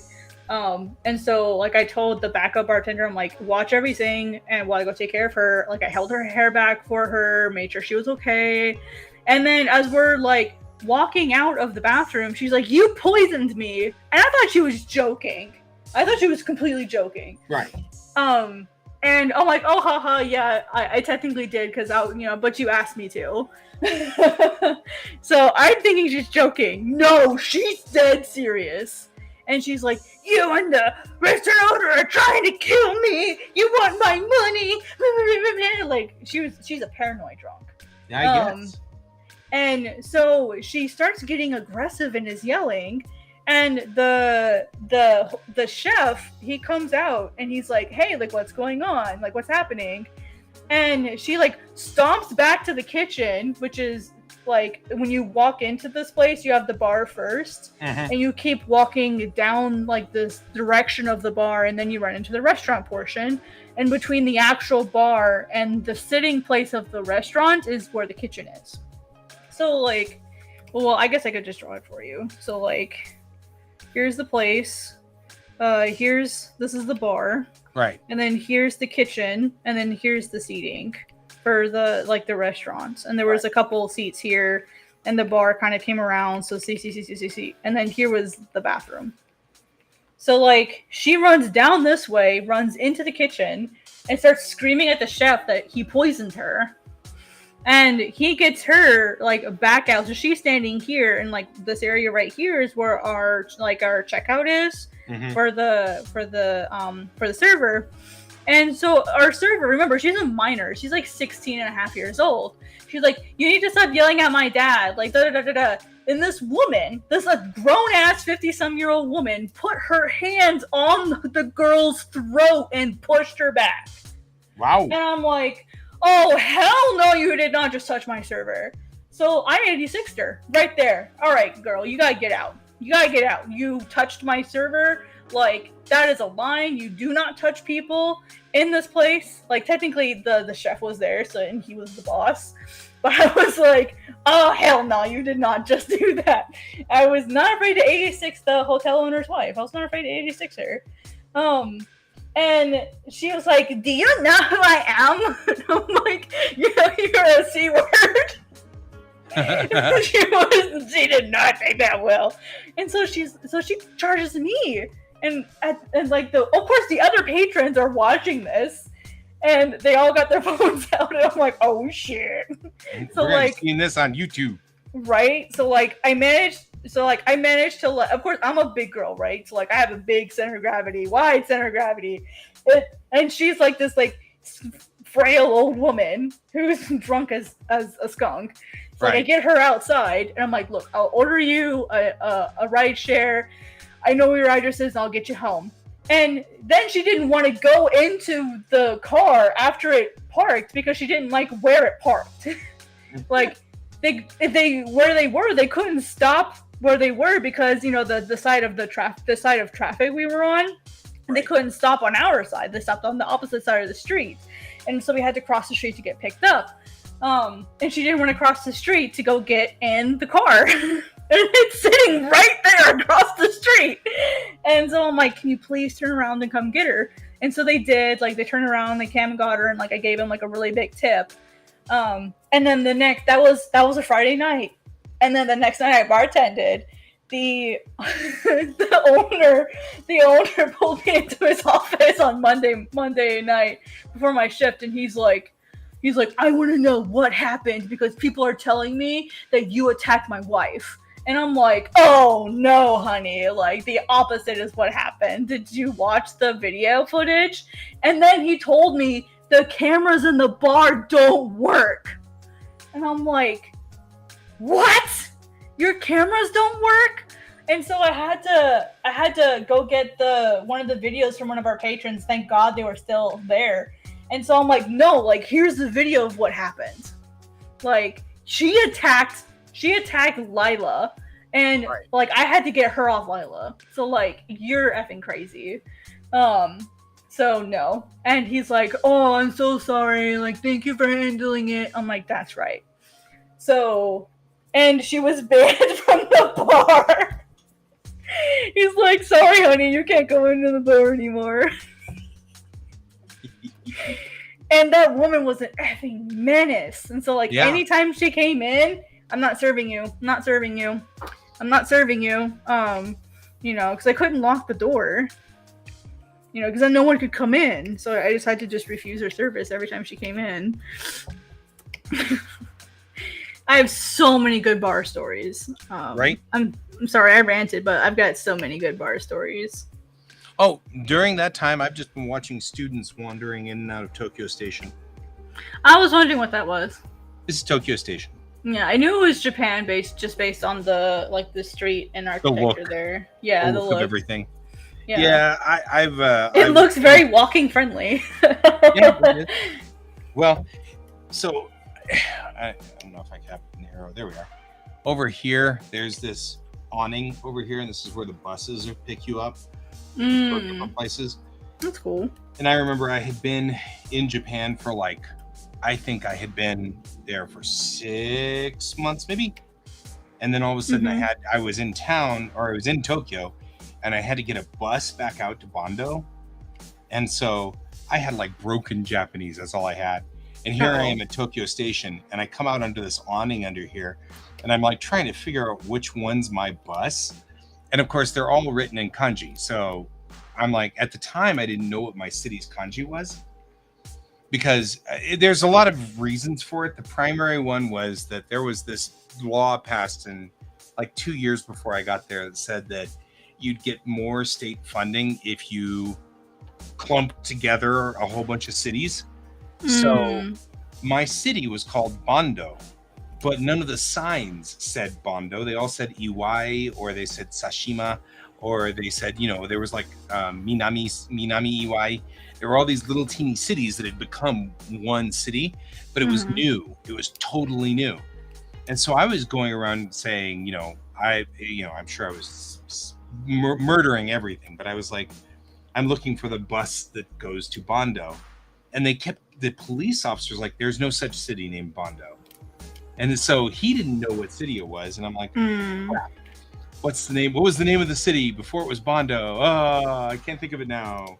Oh no. And I remember being so like perplexed because I knew that there was my company had shown me which buses to take, but it was only so none of them were written in. So, it was like, take this train to here, and then at this time, take this train to here, and then at this time, you take this bus, and that's how you get back out. And so, anyway, that's my memory of Tokyo Station. That isn't the actual other memory, which was coming here and getting onto a Shinkansen. That was so much fun. Oh, that was my last year here, where I could easily go through and just say, which way to the Shinkansen that's headed out to Kyoto. So it was kind of cool. And it says up here, Tokyo Eki Senno Iraguchi. So this is the Tokyo Station entrance, main entrance.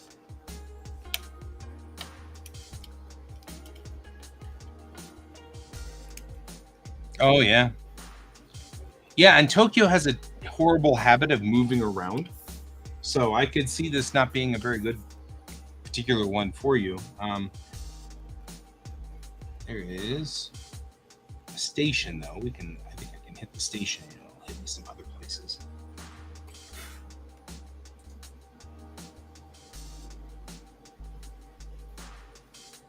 Did I only save the live one from Tokyo Eki? Yes, I did.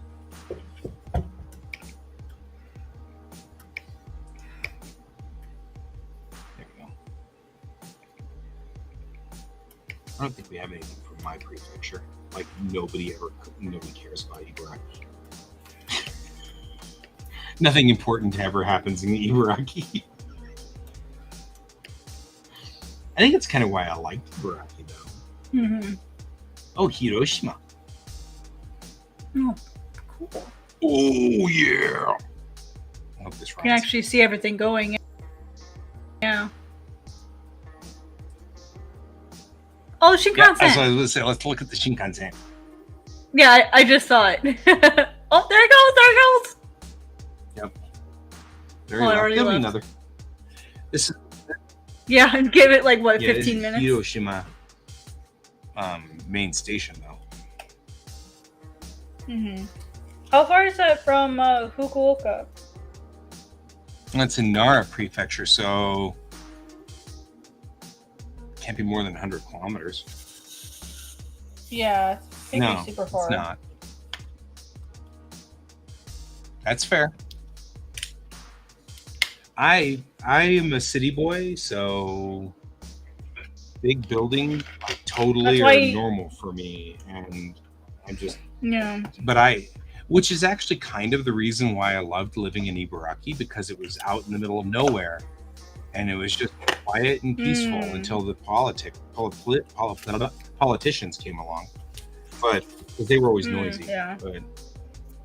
Oh man, guy, have you seen the movie Offbeat Cops? I don't know what its Japanese title is. No. Let me grab the Japanese title. No, I haven't. Well, I haven't seen anything. Like, how old is it?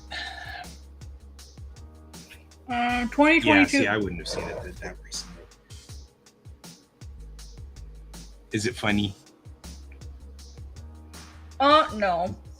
I mean, yeah, but it's a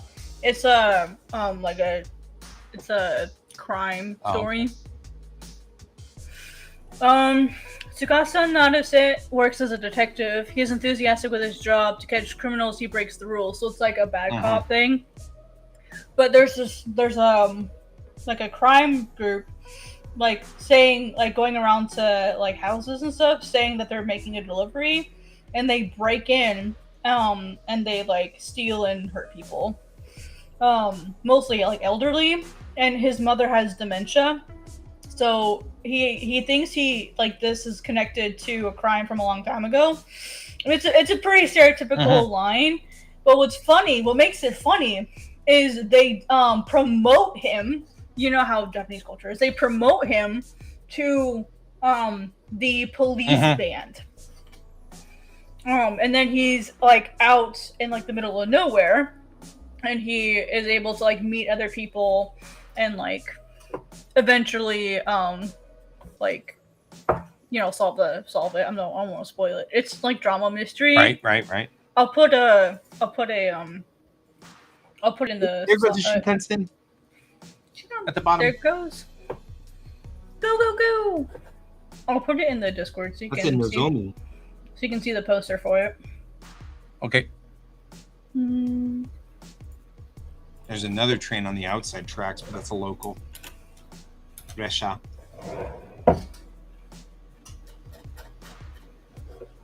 Alright, put the poster in the Discord. That train that's coming through the center right now at the bottom, that one's gonna head to Tokyo. It's a big train. It's big and long. So, yeah, it's a really long train, which makes I noticed that. I was like, damn, that's a long train compared to the last one. Yeah. And we have a local on the outside track up here. It'll come out over here at some point. But it's stopping right now, so. Grabbing the folks heading into Tokyo. Well, Now, we're probably going to wander around Hokkaido for a while. Yeah. Hiroshima. Wide island. Apparently this is a wide island, guys. Just so you know. I hadn't noticed. If you look at the map, guy.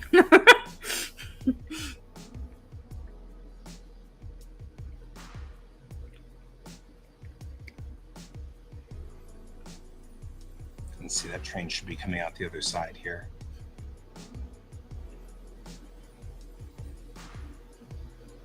It's like one of the things I want to do is ride the Shinkansen. But I don't know how much leeway I would have, since if I go, I'll be there for work. So I probably would ask them if I can have like an extra day or two to goof around or something. Because of the timing, it would be cheaper to fly out on a different day. Because Komigen is the 23rd through the 26th. Yeah. And people December. are flying in for it, yeah. So I'm like, well, I need my 2-week vacation anyway. Yeah.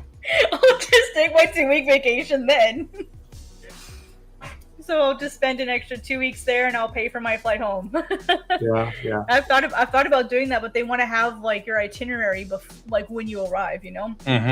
So I'm like, can I save enough money for 2 weeks in Japan?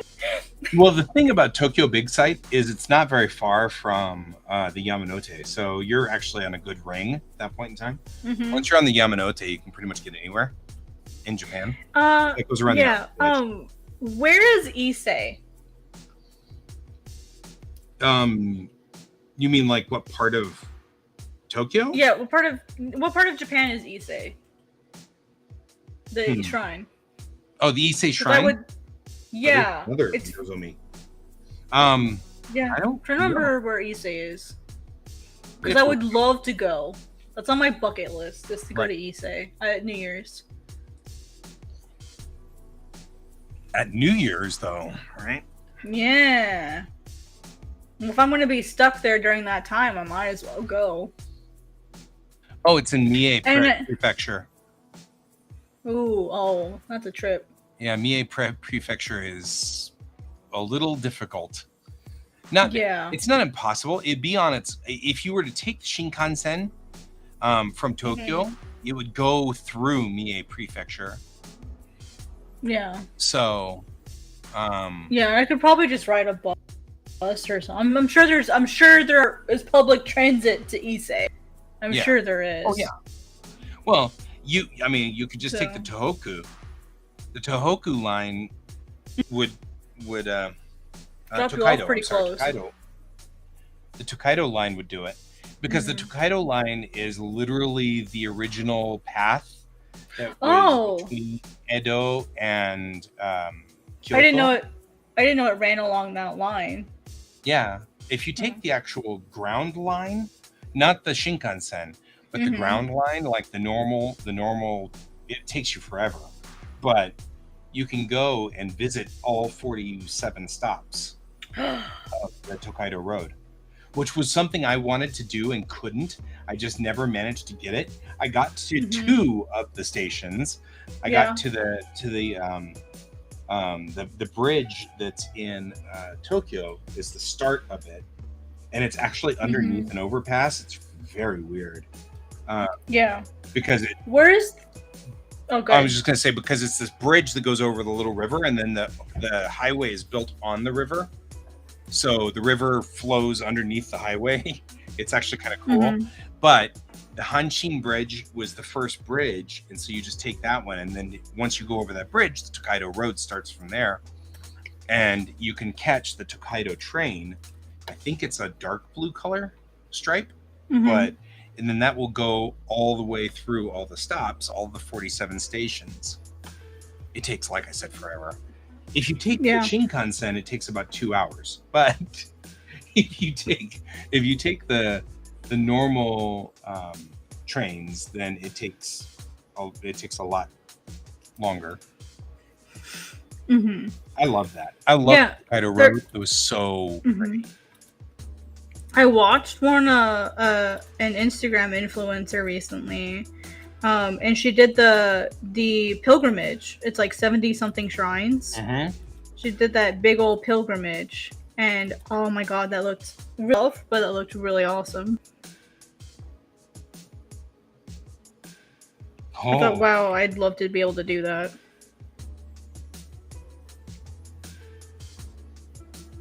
Oh, hey, look. It's a bookstore. Yep, this is a bookstore. I learned this one. I learned the kanji recently, and I was like, that makes so much sense. Oh wait. Did you learn the origin of the kanji for origin? Yeah, or root. The way they explained it was root or origin. Look at that blue car. That's very blue. I like that blue car. That is very blue. That's like sky egg blue. Yeah, like that's the kind of blue that I would totally. Why are you backing up, dude? Look at that bright ass truck. Garbage truck. It's a freaking trash truck. Yeah, trash truck. Yeah. I like that this camera is just literally sitting in an intersection in the middle of Miyazaki Prefecture. I don't even know where the heck it is. See, I like watching this kind of stuff, though. It just gives you something entertaining to look at every once in a while. I love, like, the little mini pickup trucks. Those things, the little mini trucks. I am so in love with those things. I want one so bad. I love them. I cannot. I mean, I keep thinking that someday, because there's one right there. These little Suzuki Carries, or Suzuki, Suzuki Carry, the Subaru Sandbar. It's the same class of vehicle. I love it. The K truck. Wow, that had a bright red spot on it. That was so distracting. That van had like a bright red spot on it. Right. I was like, oh, look at the red spot. I also want to try I want to go. Of course, this is such a gaijin thing, but I want to go to like the Kobini and stuff. Like, Go see a Kobini. Go get some like real ass ramen. Even though I can't have the noodles, I will eat it anyway. Don't care. Just so I can experience it. I don't care if I can't have something, I will eat it. Just so I can say I've had it. Yep. Oh yeah, I there was a place in my hometown where this little, I mean, almost literally a hole in the wall, because it was just built in between like two buildings or something like that, and they just kind of put a roof over it and stuff. They made a little little ramen restaurant out of it. It had like 5 seats and a bar, and the guy knew us because we were kind of local celebrities to some degree because we were teachers. And we were the Gaijin teachers in the middle of Nowheresville. So, like, we were the foreigner teachers that nobody knew existed. And hey, it's the foreigners. This is so cool, Gaijin! The dad didn't like us too much.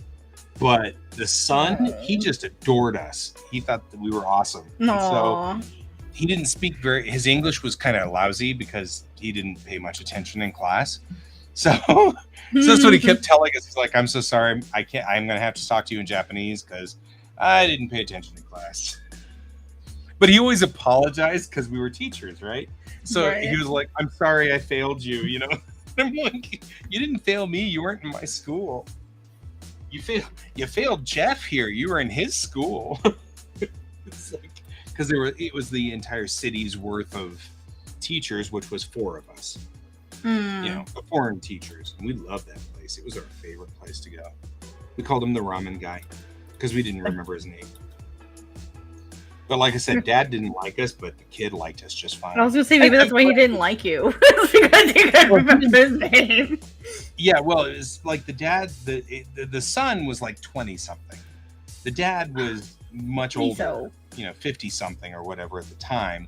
So he would have been boomer age at that point. And so boomers were the ones in Reconstruction Japan, and so we tended to have mixed reactions with the boomers. Yeah, different era. Yeah, they were from a different era, and we only met like a handful of the Greatest Generation version of Japanese, like the Greatest Generation. So only a handful. I'm watching that silver K van make a questionable right turn in the intersection. And that silver car totally did not take the first available. Just saying. Yeah. People. Bad. Oh my gosh, people do that here. It pisses me off so much. It's like, hello, sir, this is my lane. F off. Right. Like, do you wish to die? So I see you have chosen death. It's the There's another one. Look, he's so cute. Oh, little truck. No, it's okay. It's okay. So there's actually a word for that called Keitora. Keitora. And that's like Itasha. Itasha is the ones who like to put all the stickers on their cars. And Keitora are the people who are fans of little like K-trucks. Look at that! Oh, yeah, I was gonna say don't turn yet, but look at that blue car. That's a I know pretty he's blue. just like weaving through the traffic there. It's like, damn, son. There's another blue trash truck. Yep. I just trash trucks are actually recycling trucks, by the way. Oh, okay. Oh, they have such better colors over there. Like I look at these drivers and I just want to go like, oh, what is it? Omae wa mou shinderu. Right. Like, damn, son. That is such a yeah. fits in the North Star thing. Right? Like, I always, sometimes I forget it's shindeiru. Sometimes I'll just do shinderu. No, shindeiru. Right. You're old. I forget that it's like deiru. like sometimes I'll do that when I'm driving. I'll just be like, mo shinderu. Yeah. Because I just get so frustrated with people. Like, damn. I'm like, Jesus. You want to meet Jesus today? Because that's how you meet Jesus. Right. Yeah, the biggest problem I'm going to have if I ever go back to Japan, or when I ever go back to Japan, is that I'm gonna be like sitting there going, can I take this Suzuki Carry home? It followed me home. Can I keep it? Carry home. Because like they're so cute, so adorable. They are. I love the little cars. They apparently have them here, but you have to go buy them in there in like Dallas or whatever. I've seen a few of the Suzukis here, and a few Yeah, they're not allowed on interstates. You can't take them on interstates or anything like that. So you have to really. Yeah, you and they will. It's really a struggle to get them licensed. What's the reasoning? Is it because just they don't have the correct safety features? Oh, okay, that makes sense. They can't take an impact above, say, 50 miles an hour. What? They're not designed to take an impact above 50. Oh, because they're meant to be in town. Right, but also because they don't have airbags and they don't have, things like that. So. Me, moped. Right. But yeah. I love mopeds. I could just totally I miss this place so bad. I've thought about that. I've thought about just getting a moped. Get a moped. Yeah. Mopeds are disgustingly cute too. Nice would turn out in front of that truck there, buddy. Truck, look at you getting run over. He's just gonna minute you now. I'm sure. He's just gonna freaking ride his ass the whole way. Look, there's a little. That's a Suzuki or a Subaru Sandbar. He's so cute. I see. Yeah. I love this color. That's a beautiful color right there. That's a pretty blue. It's almost like a teal, almost, or turquoise. We have nothing better to do than to watch traffic in Japan. Look at us. And not only that, we're in some random place in a Honda CRZ. Nice. That was a cool one. That's a Sandbar. There he is. Meep meep. Animal bed. Animal bed. Go. There's two. How do you say cute car? Kawaii kuruma. Right. Kawaii. Make sure it's two eyes. Kawaii two syllables. Kawaii kuruma. Markedly different thing. It means something. Scary car. I mean, a car could be scary. It is totally scary. Possible. Starts missing pieces. We got a couple of students. Look how they're on their bikes. I remember the first time I was watching. Good job, kids. And those are the Mama Sherry. Mama Sherry, yeah. That's the standard I remember bike. The first time I was watching Mononoke Hime, and I heard Moto, Miso, get out of there. I remember that has peanut butter in it. You don't want to eat that. I remember the first time I was watching it, and she said, "My ugly, beautiful daughter," and I was so confused. Oh. And I was like, "What?" And because she uses kawaii there, but she says kawaii. Right. Kawaii, and I didn't realize they were different. And I'm like, what the hell does kawaii? Right. Kawaii. It was like a play on words or something. It was supposed to be a play on words, I think. And of course, my brain did not understand that. And then what I learned is the creator or the voice for Moto is a trans woman. Oh. So cool. I'm like, wow, that is really cool. Nagano. Nagano? Miyagi. Where are we? Oh, Sendai. Sendai Station in Miyagi Prefecture.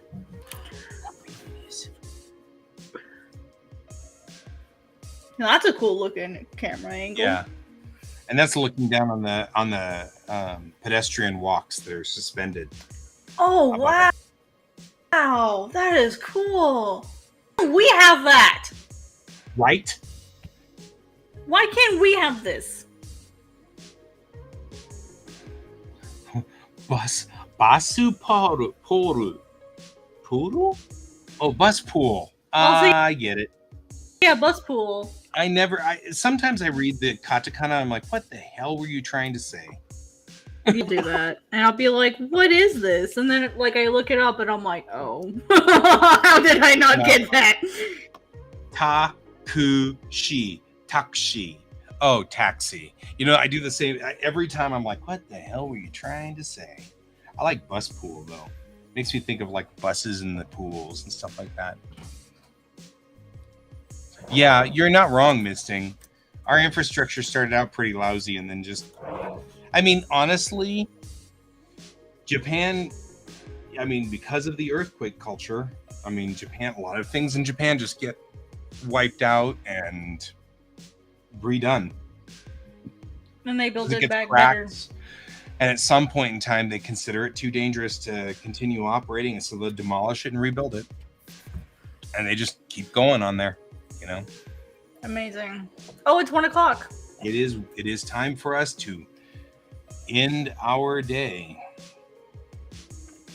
And I am now officially 51. Happy birthday. Thanks. Sendai-eki. And it's 3 in the afternoon there, which you can't see because my face covers up the clock, but there's a clock there. You can see it kind of here. It's right there. Thank you. I'm old. Fukushima Prefecture. That one's rough. We can watch the airport. I'm still going for a minute or two longer. There's nobody at the airport. This must have been kind of terrifying. The Fukushima airport is very close to the coast, and it was washed out by the 311 tsunami. I don't see any airplanes. You people are boring. Where's planes? I want to see planes.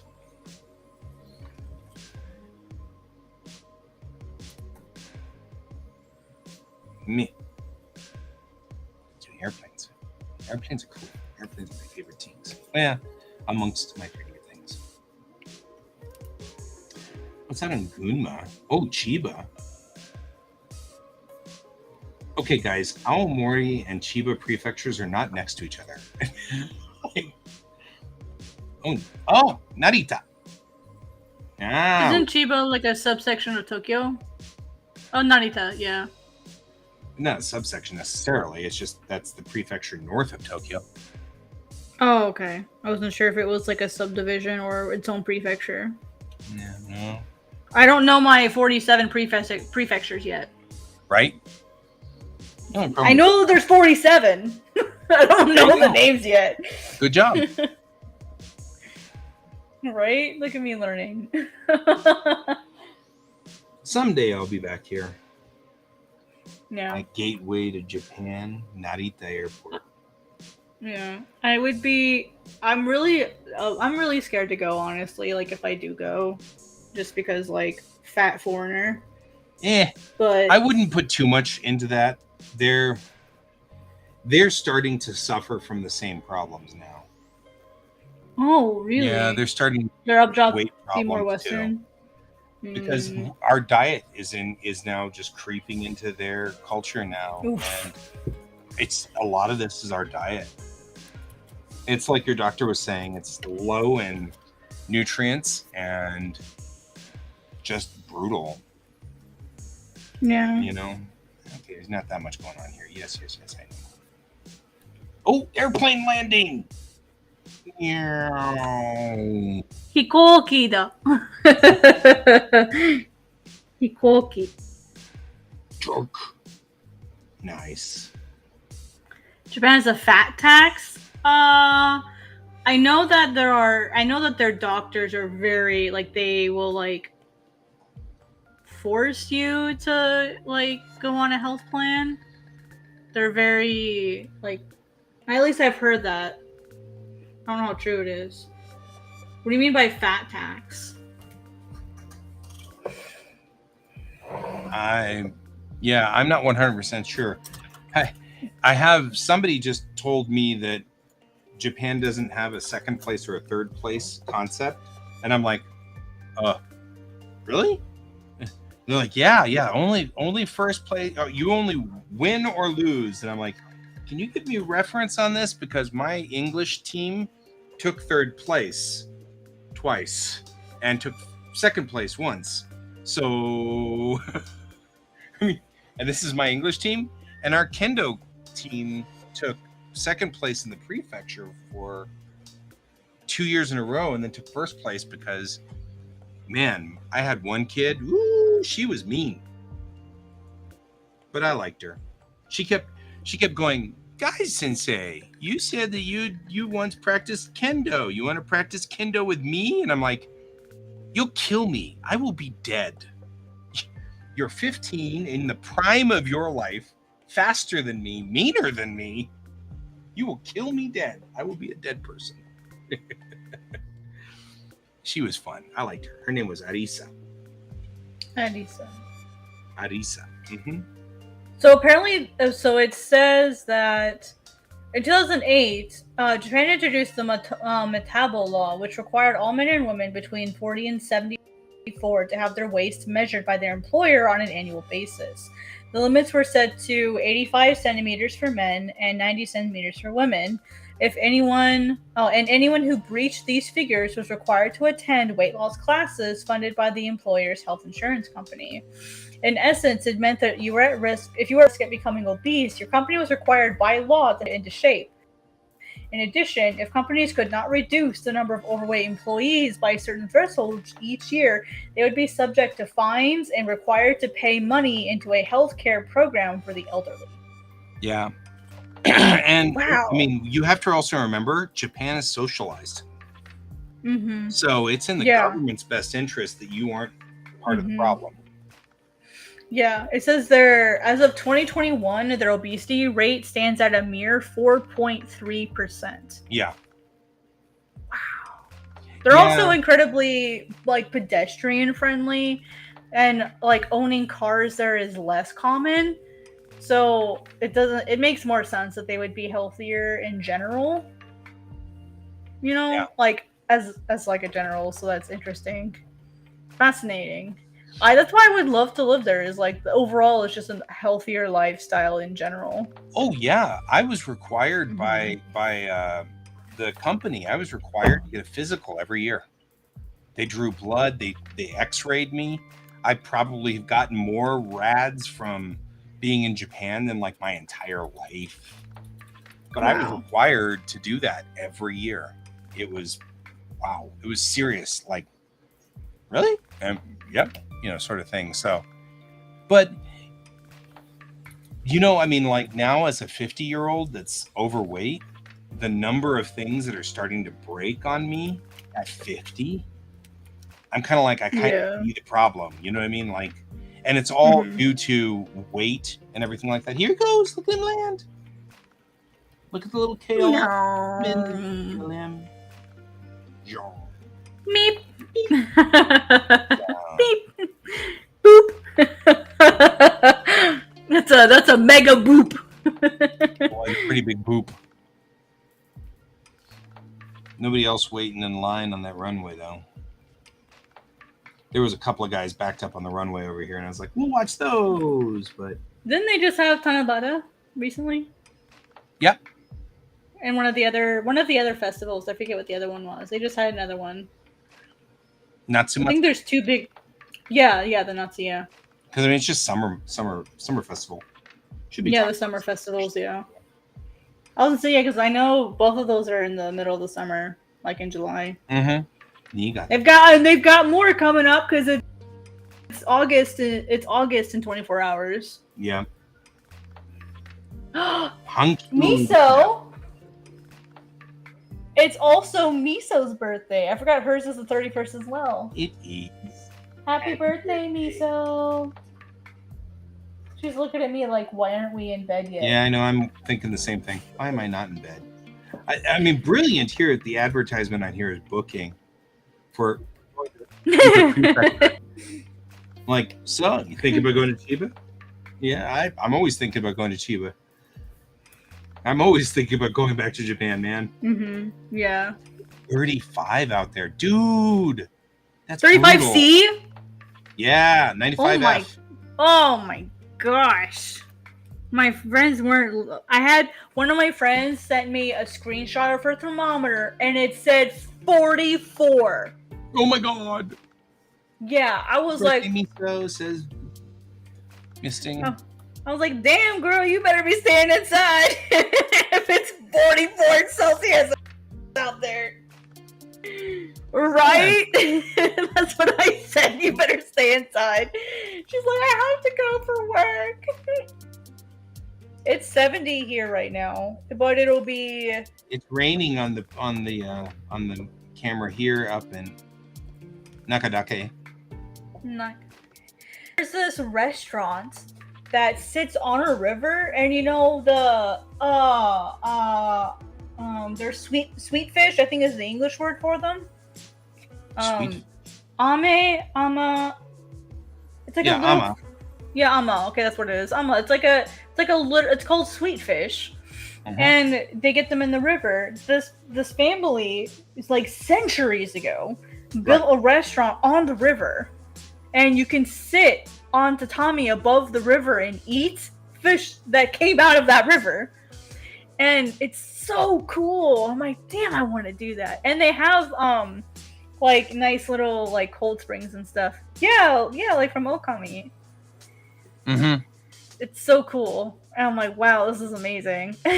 Let's see, what are we gonna have today? What pleasure? Oh gosh, it's gonna be 30. It's gonna be 32 today. Oh god.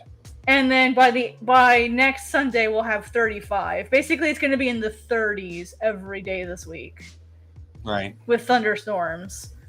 That's just fantastic.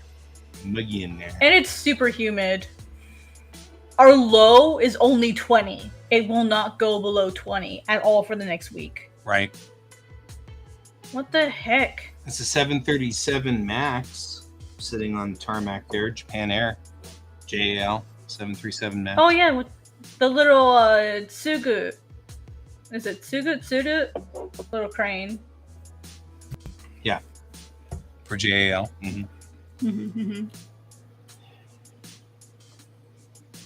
It's kind of nice to see a Boeing 737 there. I mean, because of course, every time I fly in, you don't see the little hoppers in Japan. Not usually at Narita, because Narita's got the big guys, the 777s, the 747s, the ocean flyers. Yeah, the big guys, you know. So it's kind of cool to see a JAL 737. I usually see those guys very often. Actually, I'm thinking I'll take a snapshot of this too. Because I don't usually see JAL 737s. So I'll make some comment about that on. I have a bunch of friends who are all, plane geeks with me. And I'll be like, hey, look, it's like it's a 737, JAL 737.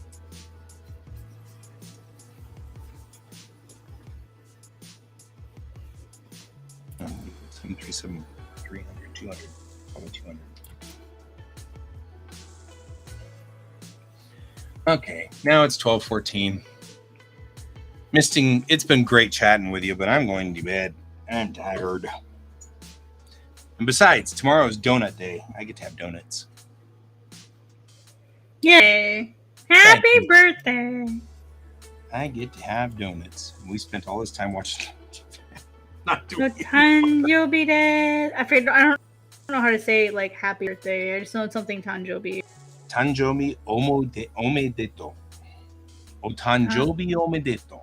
O Tanjobi omedeto. So omedeto is congratulations? Yeah. So it's the same thing. It's just that you usually put O Tanjobi so that it's an honorable. So you make it okay. O Tanjobi omedeto sort of thing. So there you go. Thanks for 51 donuts. I would be really sick. Never have I been drunk, but I have made myself sick eating donuts. It's sugar sickness. That's almost worse than being drunk. It is almost worse than being drunk. Let's be honest. It's almost worse than being drunk. It's a horrible thing. It was great chatting with you, Misting. Thank you for being here. And thank you, Sarge. If you ever come back onto this at some point in time and poke your head back in, because I know he went to bed a long time ago. And thank you, Kat, for joining me tonight. I really do appreciate it. And as always, everybody, please keep your eyes on the stars. Good night. Bye.